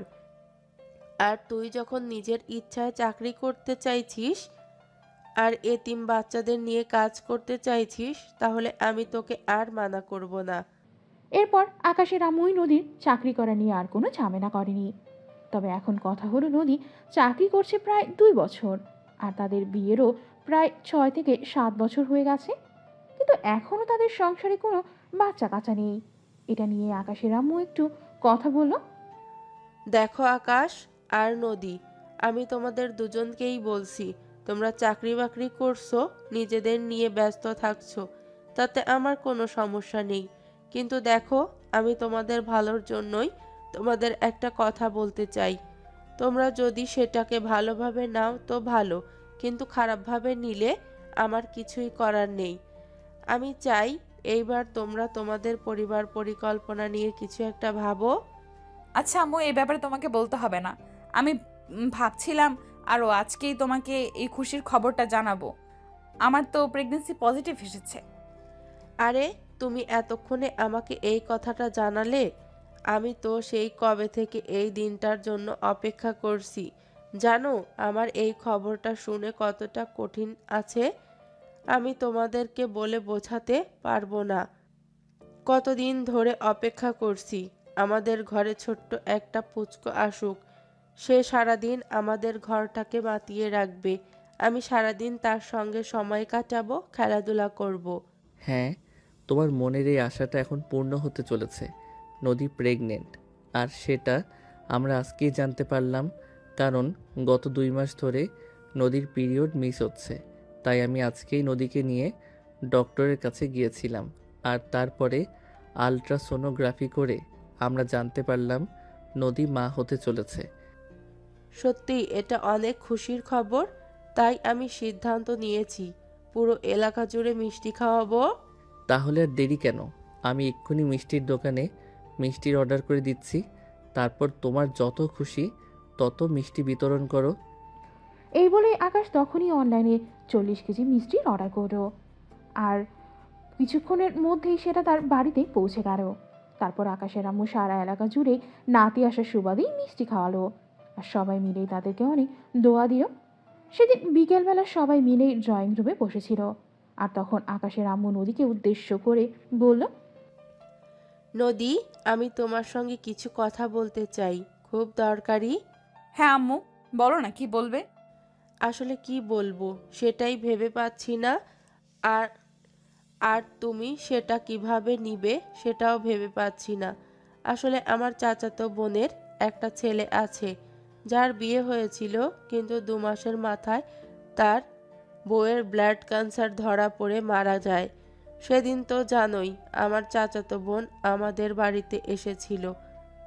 আর তারপর তিশাকে দেখে তার খুব পছন্দ হয়েছে। তাই সে বলছিল যদি তোমাদের কোনো আপত্তি না থাকে তাহলে তিশাকে সে তার ছেলের বউ বানিয়ে নিতে চায়। এটা তো খুবই ভালো কথা আম্মু, কিন্তু আম্মু, ভাবি যেটা ভালো মনে করে সেটাই হোক। তাই আমি চাই তুমি ভাবির সঙ্গে কথা বলো। ভাবির যদি বিয়ে করতে কোনো আপত্তি না থাকে তাহলে আমাদের কোনো আপত্তি নেই। তাছাড়া তোমার ভাগ্নের সঙ্গেও আমাদের কথা হয়েছে। তোমার ভাগ্নে ছেলে হিসেবে খুবই ভালো। হ্যাঁ, সেজন্যই আমি কথাটা তোমাদেরকে বললাম, কারণ ভাগ্নেকে আমি খুব কাছ থেকে দেখছি। সে খুবই ভালো একটা ছেলে। তুমিও তো দেখছো নিলয়কে। নিলয়কে তোমার কেমন লেগেছে? আন্টি, নিলয়কে দূর থেকে দেখে যতটা বুঝলাম মোটামুটি ভালোই। তাহলে কি নিলয় এর সঙ্গে তোমার বিয়ের ব্যাপারে কথা বলবো? যদি তুমি অনুমতি দাও তাহলে আমি কথা বলবো। দেখুন আন্টি, আমার তো বাবা মা কেউ বেঁচে নেই। আপনি আমাকে নিজের মেয়ের মতো স্নেহ করেন, ভালোবাসেন। তাই আমি বলবো, আপনার যেটা ভালো মনে হয় আপনি সেটাই করুন। এ ব্যাপারে আপনার মতামতই আমার কাছে সবার আগে। এই কথা শুনে তখন আকাশের আম্মু বলল, তাহলে তোমারও কোনো আপত্তি নেই? আচ্ছা ঠিক আছে, তাহলে তোমাদের কারোরই যখন কোনো আপত্তি নেই তাহলে আমি আজকেই আমার বোনকে ফোন দিয়ে বলবো নিলয়কে বিয়ে করতে তিশার কোনো আপত্তি নেই। হ্যাঁ আম্মু, তুমি একদম ঠিক কথাই বলেছ। ভাবির যেহেতু নিলয় ভাইয়াকে বিয়ে করতে কোনো আপত্তি নেই, তাহলে তুমি এটাই করো। কারণ জীবনের পথে চলতে গেলে একা একা কখনোই চলা যায় না। জীবনের পথে চলতে গেলে অবশ্যই একজন নির্দিষ্ট মানুষের ছায়ায় থাকা প্রয়োজন। আর নিলয় ভাইরা সত্যি অনেক ভালো মানুষ, ভাবিকে অনেক সুখে রাখবে। তারপর সেদিন রাতের বেলায় আকাশের আম্মু নিলয়ের আম্মুর সঙ্গে কথা বলে আর সম্মতি জানায়। আর পরের সপ্তাহে নিলয়ের আম্মু নিলয় নিয়ে আকাশদের বাড়িতে এসে, আর তারপর সেখানেই নিলয় আর তিশার বিয়ের কাজ সুসম্পন্ন হয়। বিয়ের কাজ শেষ হওয়ার পর নিলয় আর তার আম্মু মিলে তিশাকে তাদের বাড়িতে নিয়ে যায়। সেদিন রাতের বেলা নদী অনেক মন খারাপ করেই রুমে বসে থাকে। আকাশ রুমে এসে দেখে নদীর খুব মন খারাপ। এটা দেখে আকাশ নদীকে জিজ্ঞাসা করে, কি ব্যাপার নদী, কি হয়েছে তোমার? মন খারাপ কেন? আপনার সমস্যা হয়েছে নাকি? না মানে আসলে অনেক দিন ধরে তো ভাবির সঙ্গে একসাথে আছি, আজ হঠাৎ করে ভাবি চলে গেল, তাই খুব খারাপ লাগছে। মন খারাপ করো না, দেখো আমরা থাকি, আমাদের কাছে রাখতেই পারতাম, কিন্তু তুমি তো জানো এই জীবনের প্রতি চলতে গেলে পার্মানেন্টলি মাথার উপর ছায়া রাখার মতো একজন মানুষ প্রয়োজন, তাই এটা করতে হলো। হ্যাঁ সেটা তো আমি জানি, কিন্তু দেখো না এতদিন ধরে আমাদের সঙ্গে আছে আর আজ হঠাৎ করেই চলে গেল, তো তাই মনটা একটু খারাপ লাগছে। আর যাই হোক, ব্যাপার না, আস্তে আস্তে সব ঠিক হয়ে যাবে। ঘুমিয়ে পড়লো। এর 3 দিন পর হঠাৎ করেই নদীর পেটে প্রচণ্ড ব্যথা শুরু করলো। আকাশ তখন অফিসে ছিল আর তখনই আকাশের আম্মু আকাশকে ফোন দিয়ে ইমার্জেন্সি বাসায় আসতে বলে। আকাশ, তুই এখনই বাসায় চলে আয়। নদীর খুব শরীর খারাপ লাগছে, নদীকে এক্ষুনি হসপিটালে নিতে হবে। আকাশ তখনই অফিস থেকে বের হয়ে অ্যাম্বুলেন্সকে ফোন দেয় আর তারপরে নদীকে নিয়ে হসপিটালে চলে যায়। হসপিটালে যাওয়ার পরপরই ডাক্তার নদীকে বেশ কিছু টেস্ট করাতে বলে। আর টেস্ট করানোর পর ডাক্তাররা নদীকে 1 ঘন্টার মধ্যেই অপারেশন করাতে হবে, তা না হলে বাচ্চার সমস্যা হতে পারে। তাই আকাশ আর কাল বিলম্ব না করেই ডাক্তারকে অপারেশনের ব্যবস্থা করতে বলল। আকাশ টাকা পয়সা সব কিছুর ব্যবস্থা করলো আর কিছুক্ষণ পরেই নদীর অপারেশন হয়ে গেল। নদীর ঘর থেকেই ফুটফুটে একটা কন্যা সন্তানের জন্ম হয়েছে। নার্স এসে বাবুকে আকাশের করে দিল। আর কিছুক্ষণ পর ডাক্তার অপারেশন থিয়েটার থেকে বের হলো, কিন্তু ডাক্তারের মুখে কোনো আনন্দ নেই। এটা দেখে আকাশ ডাক্তারের দিকে এগিয়ে গেল। কি ব্যাপার ডাক্তার, কি হয়েছে? আপনার মুখ এরকম অন্ধকার কেন? আমার নদীর কি কিছু হয়েছে? না, এটা হতে পারে না, আমি বিশ্বাস করি না। আমার নদীর কিছু হতে পারে না, মিথ্যে কথা বলছেন। নদী বেঁচে আছে, আমাকে প্লিজ একবার নদীর সঙ্গে দেখা করতে দিন। এই বলে আকাশ চিৎকার করতে করতে অপারেশন থিয়েটারে ঢুকে গেল। কিন্তু সেখানে ঢুকে দেখতে পেল সত্যিই নদী আর এই পৃথিবীতে নেই। পৃথিবীর মায়া ত্যাগ করে পরপারে চলে গেছে। আকাশ সেখানে দাঁড়িয়ে একদম স্তব্ধ হয়ে গেছে। কি করবে কিছুই ভেবে পাচ্ছে না। তার জীবনটা যেন একদম অন্ধকার হয়ে আসতো। তারপর কেটে গেল দীর্ঘ 7 বছর। মেয়েটা বড় হয়েছে। আকাশ মেয়েটার নাম রেখেছে মেঘ। মেঘ এই বছর ক্লাস 2তে পড়াশোনা করে। অফিস থেকে এসে আকাশ দেখতে পেল মেঘ খাওয়া দাওয়া না করেই ঘুমিয়ে গেছে। আকাশ তখন তার মেয়েকে ঘুম থেকে ডেকে তুলল আর তারপরে তুলে নিয়ে খাইয়ে দিতে লাগলো। আর তখনই হঠাৎ তার মনে পড়ে গেল সেই 7 বছর আগের কথা। নদীও ঠিক এরকম করেই তার কাছে বায়না করত। আকাশ আসতে দেরি করলে ঘুমিয়ে পড়তো। তারপর আকাশ ঘুম থেকে দূরে খাইয়ে দিত। কথাগুলো মনে পড়তেই তার চোখ দিয়ে 2 ফোঁটা নোনা জল গড়িয়ে পড়ল। এটা দেখে তার মেয়ে বলতে লাগলো, কি হয়েছে পাপা, তুমি এভাবে কান্না করছো কেন? কিছু হয়নি মামুনি, চোখে কি যেন একটা পড়েছে, তাই চোখ দিয়ে পানি পড়ছে। তুমি একদম মিথ্যে বলবে না আমার কাছে। আমি জানি তোমার আম্মুর কথা খুব মনে পড়েছে, তাই তুমি কান্না করছো। ওই আকাশের তারা হয়ে গেছে, আম্মুকে কি আর কোনোদিনও আমরা দেখতে পাবো না? হ্যাঁ আম্মু, তোমার আম্মু ওই আকাশের তারা হয়ে গেছে। তোমার আম্মু আর কোনো দিনই আমাদের মাঝে ফিরে আসবে না। এই বলে আকাশ তার মেয়েকে জড়িয়ে ধরে চিৎকার করে কান্না করতে লাগলো। আর তার মেয়েও তাকে জড়িয়ে ধরে সান্ত্বনা দিতে লাগলো। সুপ্রিয় ভিউয়ার্স, আমাদের আজকের গল্প এই পর্যন্তই ছিল। গল্পটা আপনাদের কাছে কেমন লেগেছে অবশ্যই ছোট্ট একটা কমেন্টে জানাবেন।